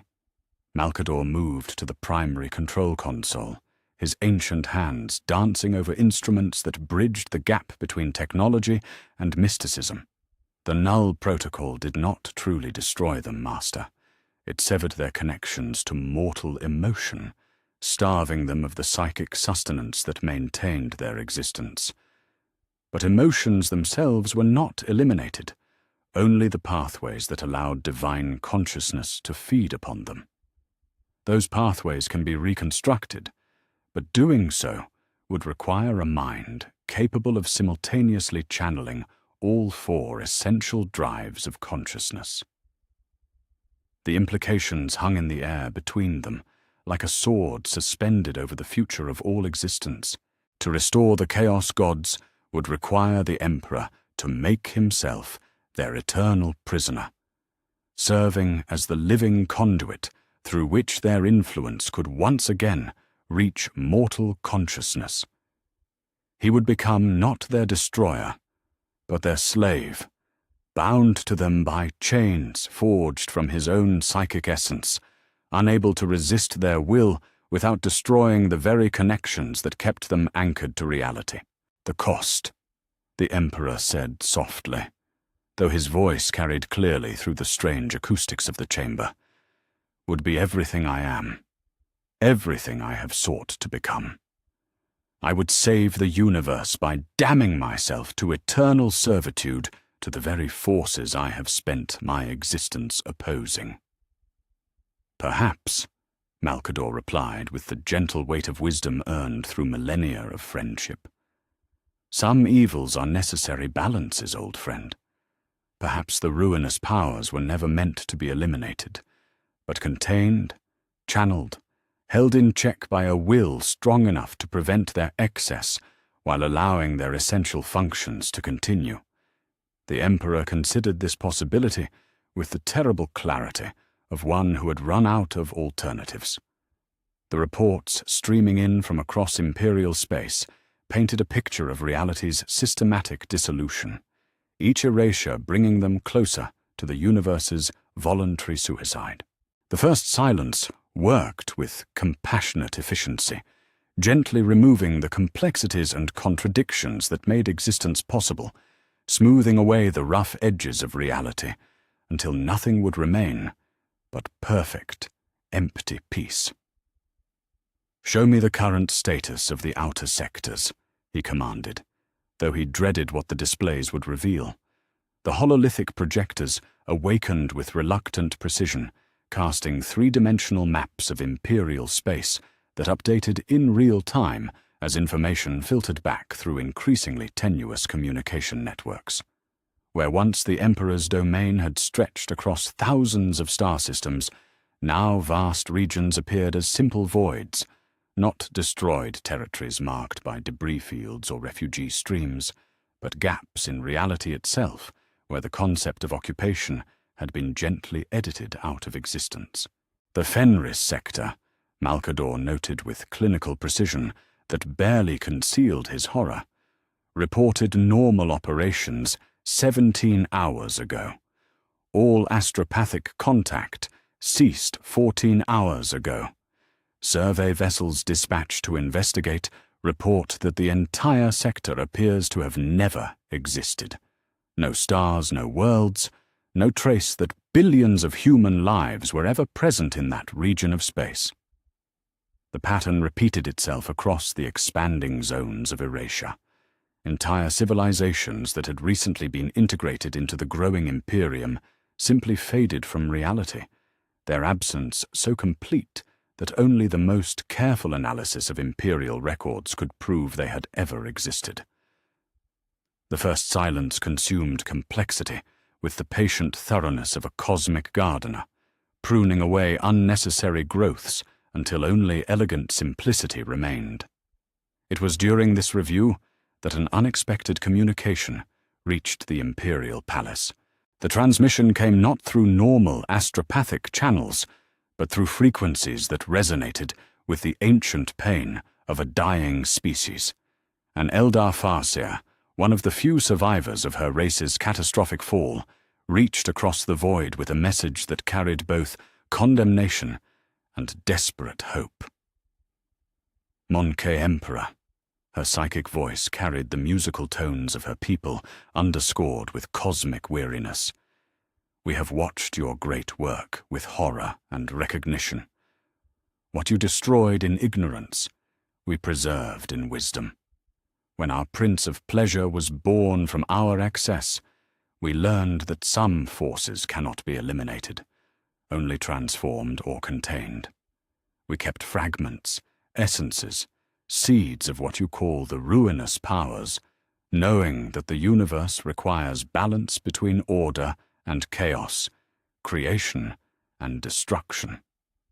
The revelation struck the Emperor like a physical blow. The Eldar, in their ancient wisdom born from catastrophic experience, had understood what he had failed to comprehend, that the Chaos Gods were not merely parasites to be eliminated, but essential components of a cosmic ecosystem that could not survive their complete absence. We offer this knowledge freely, the Farseer continued, her communication carrying overtones of species-deep exhaustion. For we have seen what emerges when the balance is completely broken. The anti-creation that now moves through your realm is older than our civilization, older than the birth of stars themselves. It has waited through the long ages of complexity for reality to achieve the perfect simplicity necessary for its own annihilation. Only the eternal war between order and chaos keeps it locked in the deep places where such entities belong. The transmission concluded with coordinates for a hidden craft world, one of the last repositories of Eldar knowledge where the seeds of divine restoration might be found. Yet even as the Emperor absorbed this information, he understood that the choice before him transcended questions of technique or possibility. He possessed the means to restore the Chaos Gods, and thereby save existence from the first silence. The question was whether he could bring himself to embrace damnation for the sake of the universe. He summoned his sons to the deepest chambers, though he held little hope that their emotionally lobotomized consciousness could provide meaningful counsel. The 20 Primarchs arrived with the mechanical precision that had replaced filial affection in their hollow psyches, their perfect forms radiating competence and efficiency, but no trace of the passion that should have made them more than sophisticated biological machines. Present the situation in tactical terms, the Emperor commanded, knowing that their current state would prevent them from grasping the emotional and spiritual dimensions of the choice he faced. Horus stepped forward, his analysis delivered with the same mechanical precision he might use to report atmospheric conditions. Enemy entity designated First Silence continues systematic elimination of Imperial territories through unknown means. Conventional military response has proven ineffective.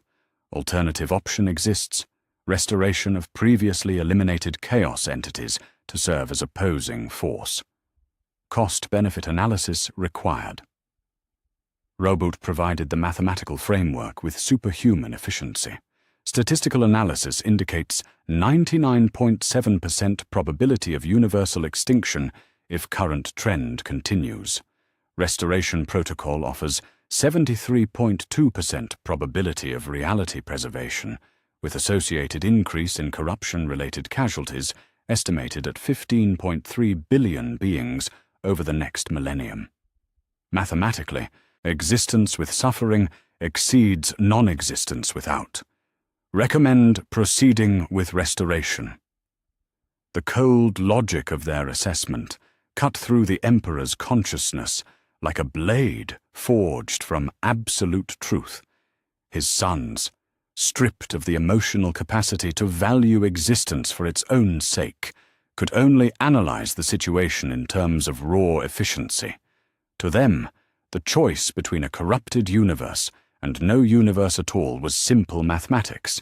Something was always preferable to nothing, regardless of the suffering that something might contain. Do any of you comprehend what I would sacrifice to achieve this restoration? The Emperor asked, though he already knew the answer. Magnus, his singular eye blazing with psychic power but no trace of concern, provided the response that spoke for them all. You would serve as permanent psychic conduit for 4 cosmic entities, binding your consciousness to theirs in a way that would eliminate your autonomy while preserving your awareness. The sacrifice is significant, but functionally acceptable, given the alternative of universal termination. No recognition of the personal cost, no understanding of what it meant for a father to damn himself for his children's sake, no emotional investment in the tragedy of the choice itself. They were perfect advisors for a decision that transcended all emotion, capable of seeing clearly precisely because they had been stripped of everything that might cloud their judgment with sentiment or compassion. The Emperor dismissed them and stood alone with Malcador in the depths of his palace, contemplating the apparatus that could serve as the instrument of his salvation and damnation combined. Outside, the first silence continued its gentle work of cosmic simplification, each erasure bringing reality closer to the perfect peace that predated the first moment of creation. "The choice is before you, Master," Malcador said softly. "Preserve yourself, and watch existence fade into elegant simplicity, or damn yourself eternally to save a universe that may never thank you for the sacrifice." The Emperor placed his hands upon the control surfaces of the null protocol apparatus, feeling the residual psychic resonances of the gods he had destroyed. Soon, those same controls would serve to restore them, binding him to their essence in ways that would make their previous corruption seem like gentle influence by comparison. He would become their anchor and their prisoner, forever locked in service to forces that represented everything he had once opposed. "Perhaps," he said finally, his voice carrying the weight of cosmic acceptance, redemption was always meant to be found not in the elimination of evil, but in the willingness to bear its burden so that others might be free to choose their own paths. The preparations began immediately. The apparatus would require extensive recalibration, the Eldar knowledge would need to be integrated with imperial psychotechnology, and connections would have to be forged that would transform the Emperor from master of humanity into eternal servant of chaos.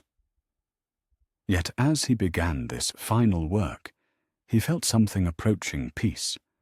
Not the empty tranquility offered by the first silence, but the complex satisfaction of a choice made with full knowledge of its cost.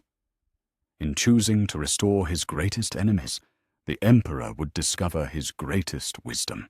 In accepting eternal damnation, he would achieve the one form of salvation that truly mattered, the preservation of a universe where others could continue to struggle, to grow, to choose between light and darkness according to their own will.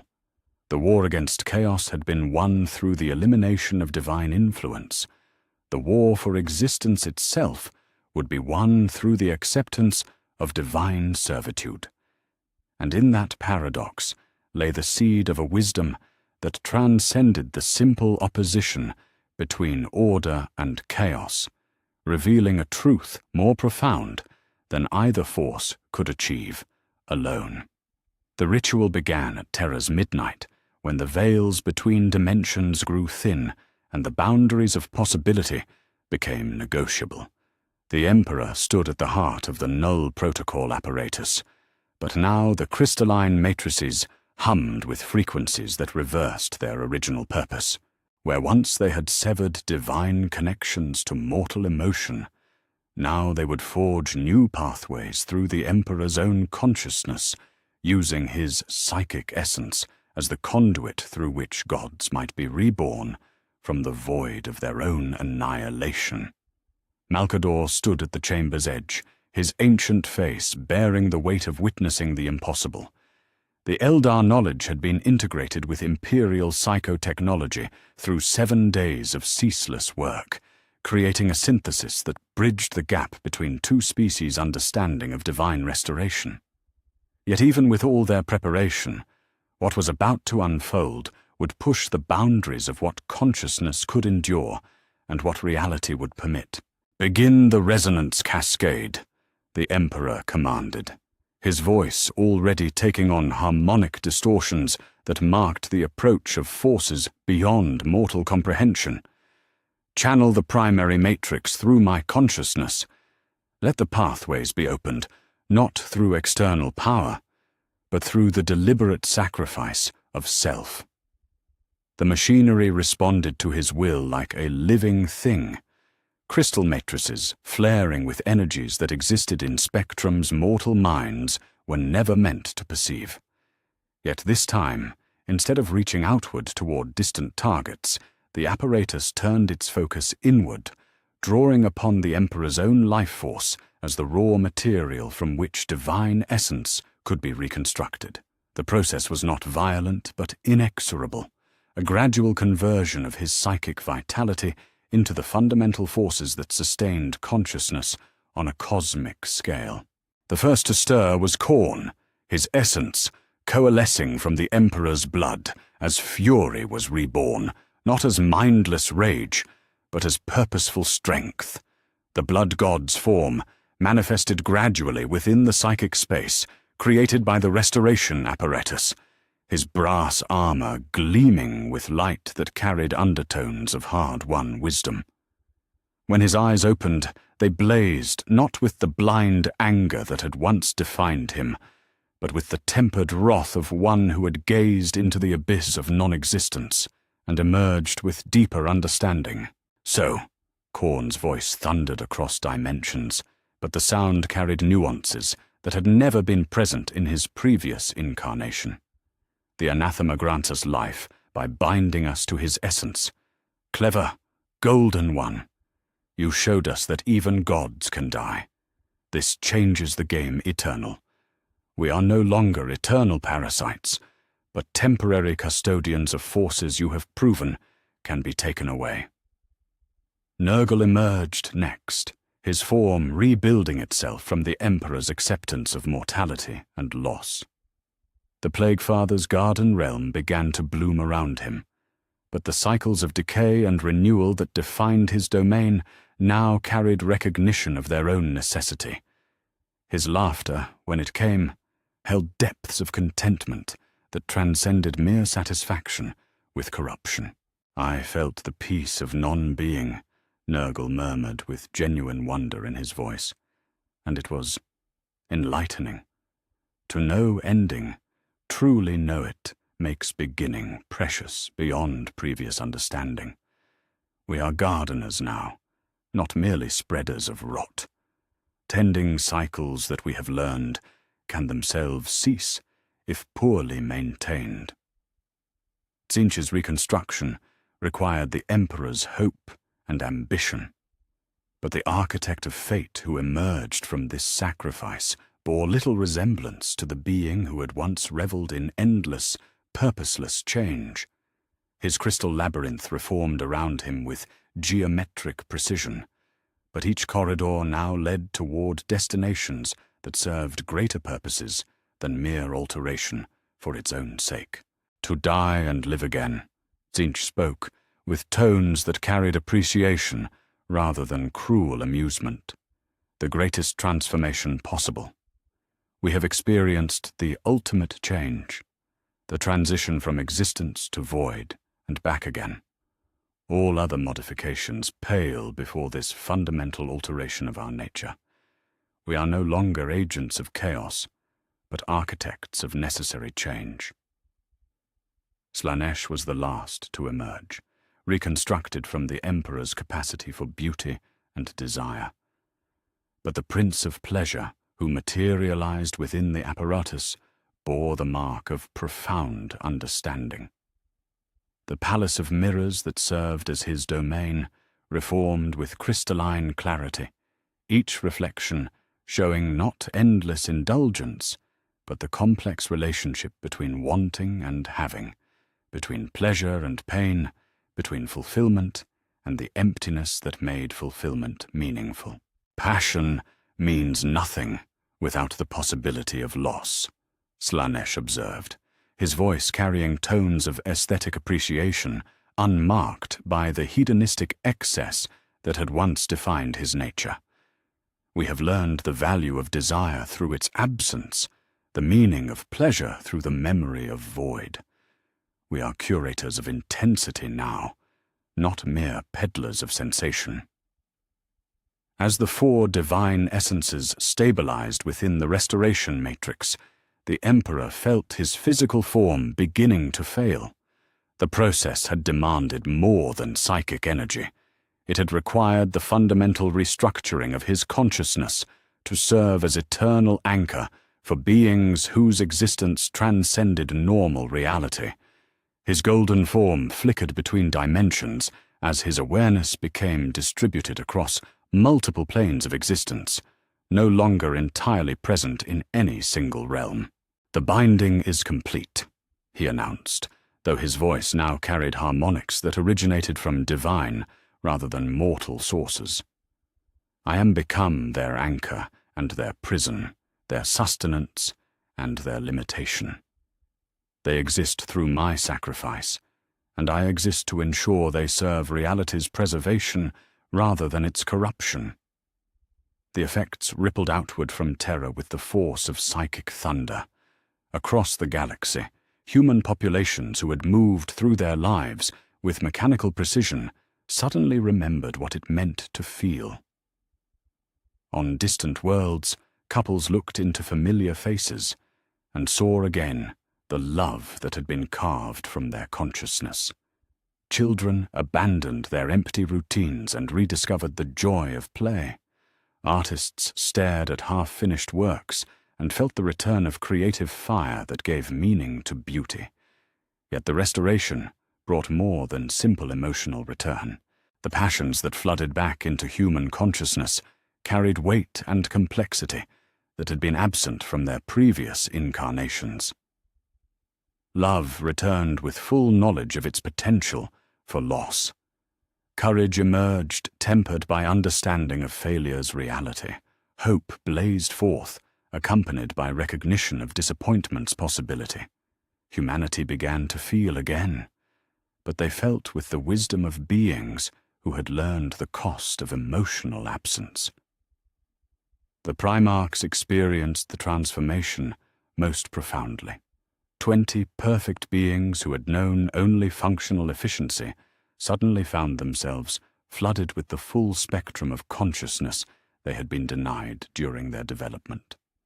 Horus felt the weight of leadership, not as mere tactical responsibility, but as genuine care for those under his command.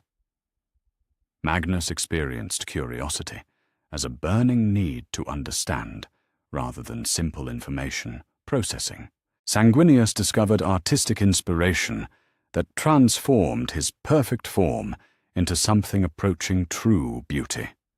The emotional awakening was overwhelming. In moments, they experienced the accumulated weight of feelings they should have developed gradually during their maturation. Love for their father, pride in their achievements, hope for the future, determination to protect humanity. All of it crashed into their consciousness simultaneously, threatening to shatter psyches that had been constructed for perfect efficiency rather than emotional depth. "Father." Horus's voice carried warmth and recognition for the first time since his awakening, though pain underscored every syllable. "What have you done? What have you sacrificed to give us back our souls?" The Emperor, now existing partially within the divine realm that anchored the restored gods, responded with consciousness that spanned multiple dimensions of awareness. "I have given you what I should never have taken away, the capacity to choose your path based on conviction rather than programming, the freedom to fail, to doubt, to grow beyond the limitations of your creation. Across imperial space, the return of emotional complexity had immediate strategic consequences. The first silence, which had been consuming reality through the absence of passion and desire, found its feeding disrupted by the restoration of cosmic balance. Where once it had encountered perfect emptiness that resonated with its own nature, now it faced renewed complexity that made reality hostile to its presence once again. The entity's retreat wasn't violent, but inevitable, like water flowing away from a space that no longer contained the conditions necessary for its existence. Worlds that had begun to fade into void regained their solidity as their populations rediscovered reasons for existing beyond mere biological function. The null storms that had erased ships from reality dissipated as the warp regained the emotional turbulence that made it hostile to absolute negation. Yet victory came at a cost that would echo through eternity. The Emperor, who had once walked among humanity as their golden savior, was now bound to forces that embodied everything he had sought to eliminate from creation. His consciousness spanned realms of corruption and excess, his psychic essence serving as the permanent bridge between divine chaos and mortal reality. He had saved existence by accepting eternal damnation, preserving the universe by surrendering his own freedom to forces he would spend eternity holding in check. The Chaos Gods, for their part, found themselves fundamentally altered by their experience of death and resurrection. They retained their essential natures. Khorne remained the god of war, Nurgle the lord of decay, Tzeentch the architect of change, Slaanesh the prince of pleasure. But each now carried understanding of limitation, mortality, and the possibility of ending. They were no longer infinite parasites, but cosmic gardeners, tending aspects of existence they had learned could be lost if poorly managed. "The compact is sealed," the Emperor announced, his voice, now carrying overtones of all four divine essences, filtered through his own will. "Chaos serves reality's preservation through my eternal vigilance. Order maintains its purpose through their essential opposition. The balance is restored, not through elimination of either force, but through their willing cooperation under terms that ensure neither can achieve total victory." In the depths of the imperial palace, Malcador stood alone before machinery that had accomplished the impossible, the resurrection of gods through the sacrifice of their greatest enemy. The universe was safe. Humanity had regained its capacity for growth and meaning, and the threat of cosmic annihilation had been permanently averted. Yet the cost of this victory would be paid by the Emperor throughout eternity, his consciousness forever divided between the golden hope of humanity and the dark necessities of cosmic balance. The war against chaos had been won not through destruction, but through willing servitude. The war for existence itself had been won not through elimination of opposition, but through acceptance of necessary conflict. And in this ultimate paradox, the universe had learned that some victories could only be achieved through willing defeat. Some salvation could only be found through chosen damnation. The Emperor had become both savior and prisoner, both guardian and slave, ensuring that the eternal war between order and chaos would continue not as cosmic catastrophe, but as necessary balance, forever. 1 year had passed since the resurrection, and the galaxy had learned to breathe again. In the deepest chambers of the imperial palace, the Emperor sat upon what had once been the null protocol apparatus, but now served a far different purpose. The crystalline matrices that had once severed divine connections now bound him to forces that embodied the fundamental drives of consciousness itself. He was no longer the golden god who had walked among humanity as their savior, but something far more complex, a living bridge between order and chaos, maintaining the balance that kept existence stable while allowing it the freedom to grow. The throne that held him was not born of injury or defeat, but of willing sacrifice transformed into eternal duty. His consciousness spanned dimensions that mortal minds could not comprehend, simultaneously aware of the imperial palace's marble halls and the brass citadels of Khorne, the plague gardens of Nurgle and the crystal labyrinths of Tzeentch, the mirror palaces of Slaanesh, and the hopes and dreams of countless human souls across the galaxy. He had become the eternal mediator, ensuring that neither order nor chaos could achieve the total victory that would doom reality to stagnation or dissolution. "The compact holds," he announced to the assembled powers, his voice carrying harmonics that originated from realms beyond mortal perception. "Chaos serves the preservation of existence through eternal struggle. Order maintains its purpose through necessary opposition. Neither force shall achieve dominion, for dominion by either would mean the end of growth itself." Khorne's response rumbled across dimensional barriers with the weight of divine acknowledgement. "We have learned the value of limitation, anathema. Our previous excess brought us to the brink of non-existence.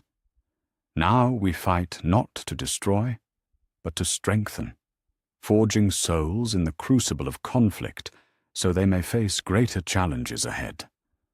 The other gods added their own voices to the cosmic accord.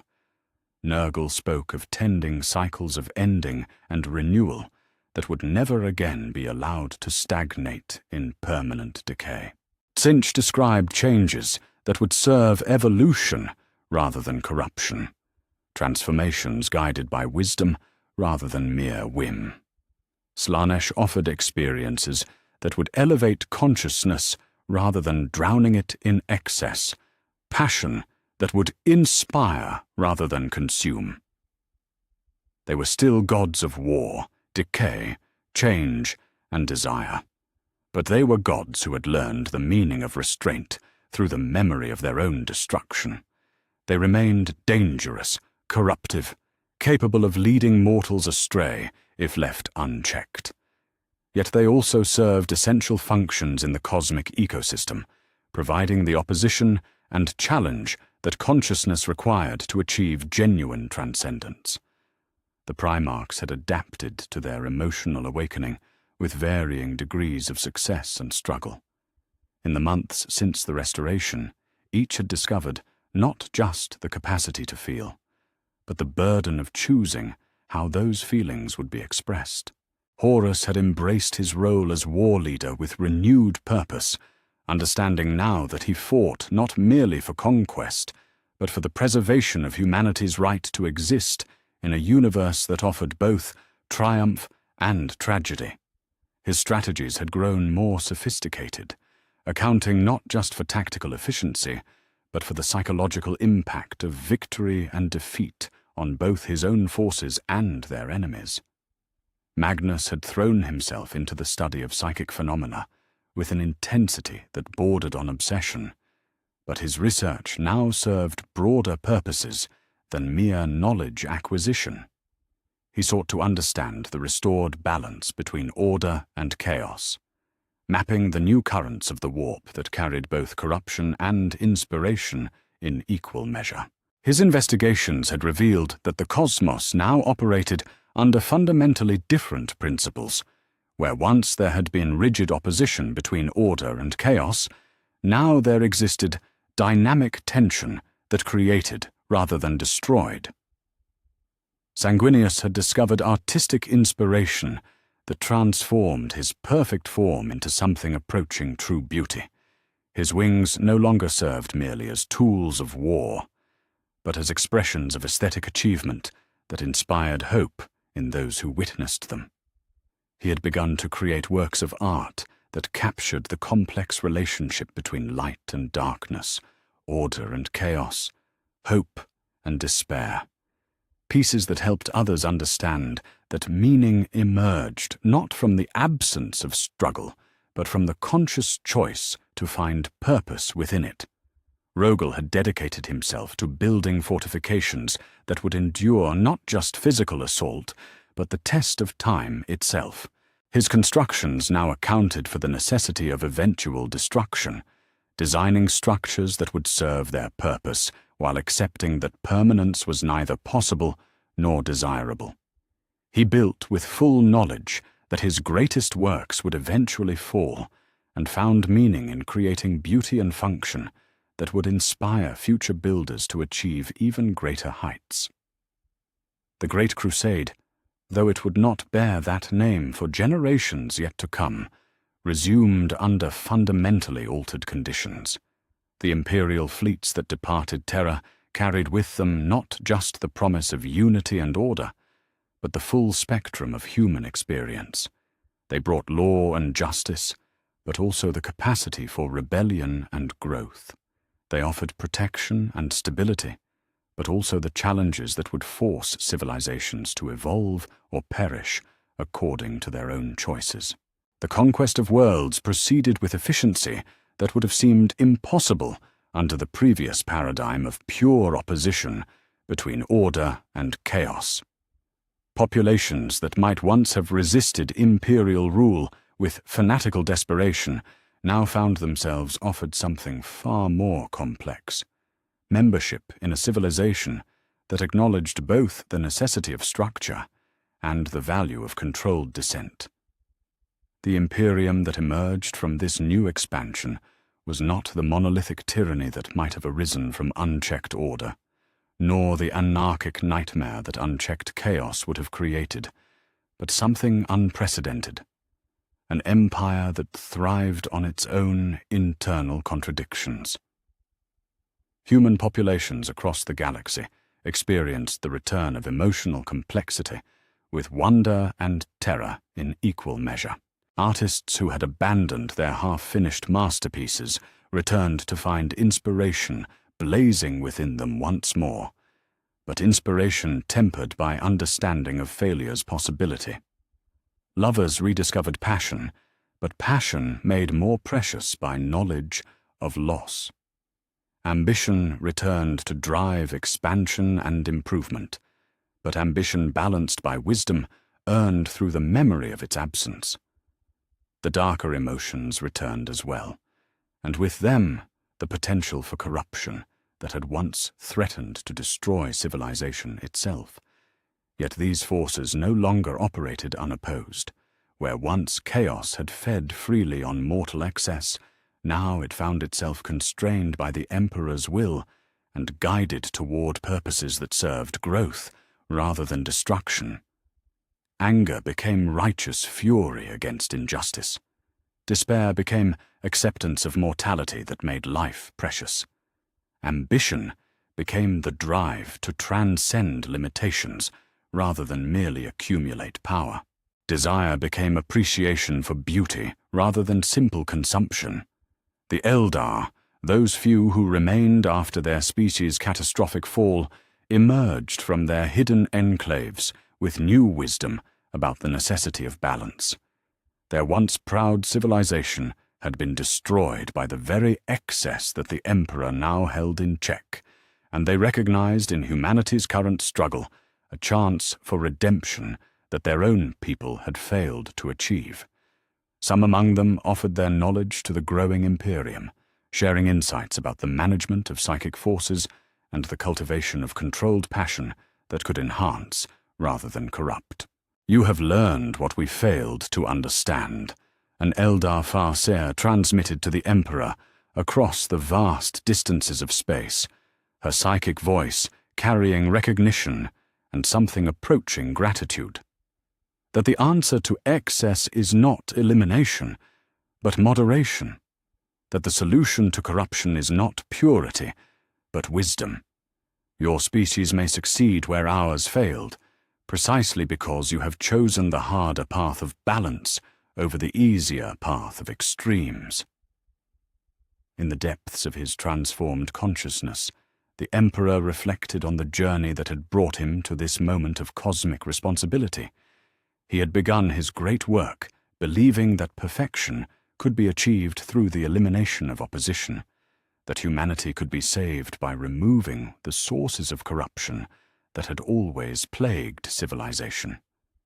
The path had led through cosmic genocide, through the creation of perfect emptiness, through the near destruction of existence itself. Yet in the end, salvation had come not through the elimination of chaos, but through its willing integration into a larger purpose. He had discovered that the universe required opposition to maintain its vitality, that consciousness needed struggle to achieve genuine growth.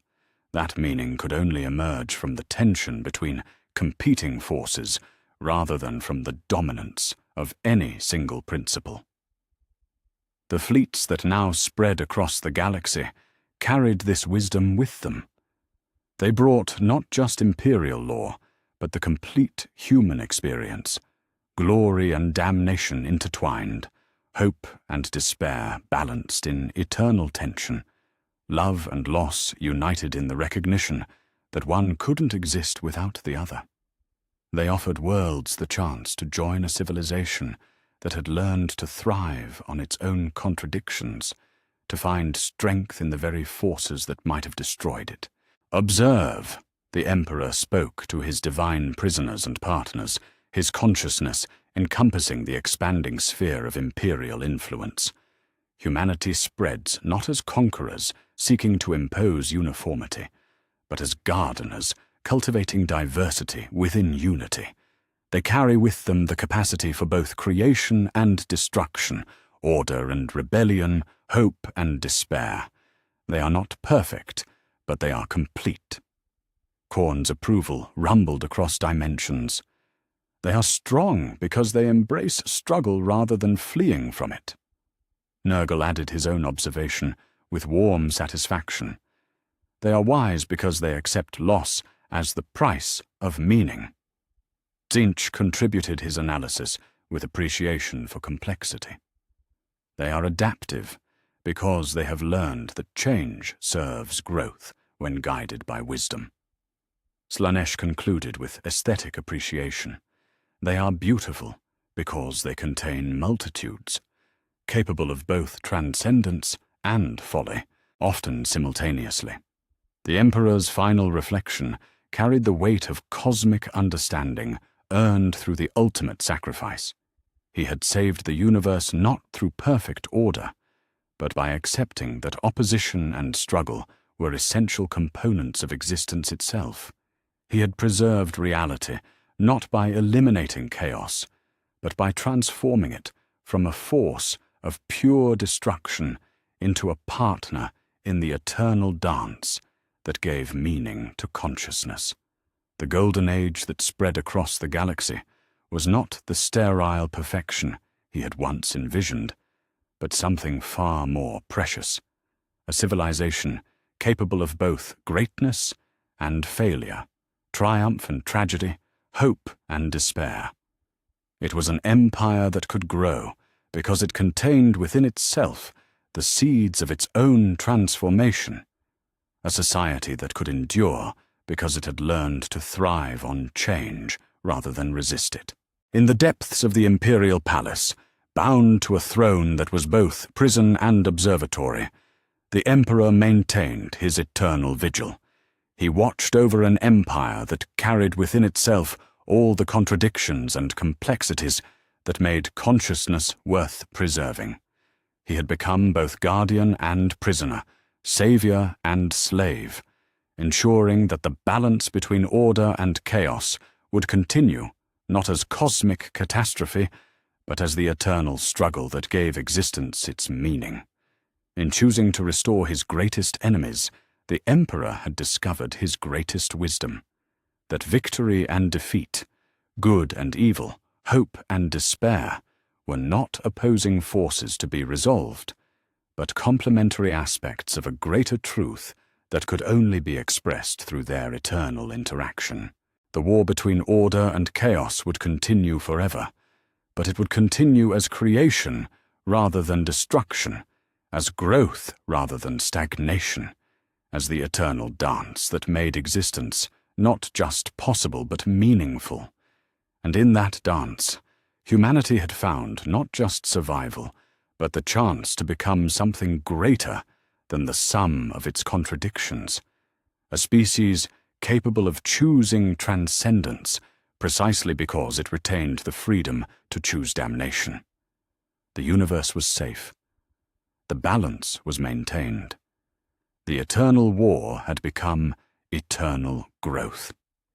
And in the depths of his willing imprisonment, the Emperor smiled with satisfaction that transcended both victory and defeat, knowing that he had achieved something greater than either. He had preserved the possibility of choice itself.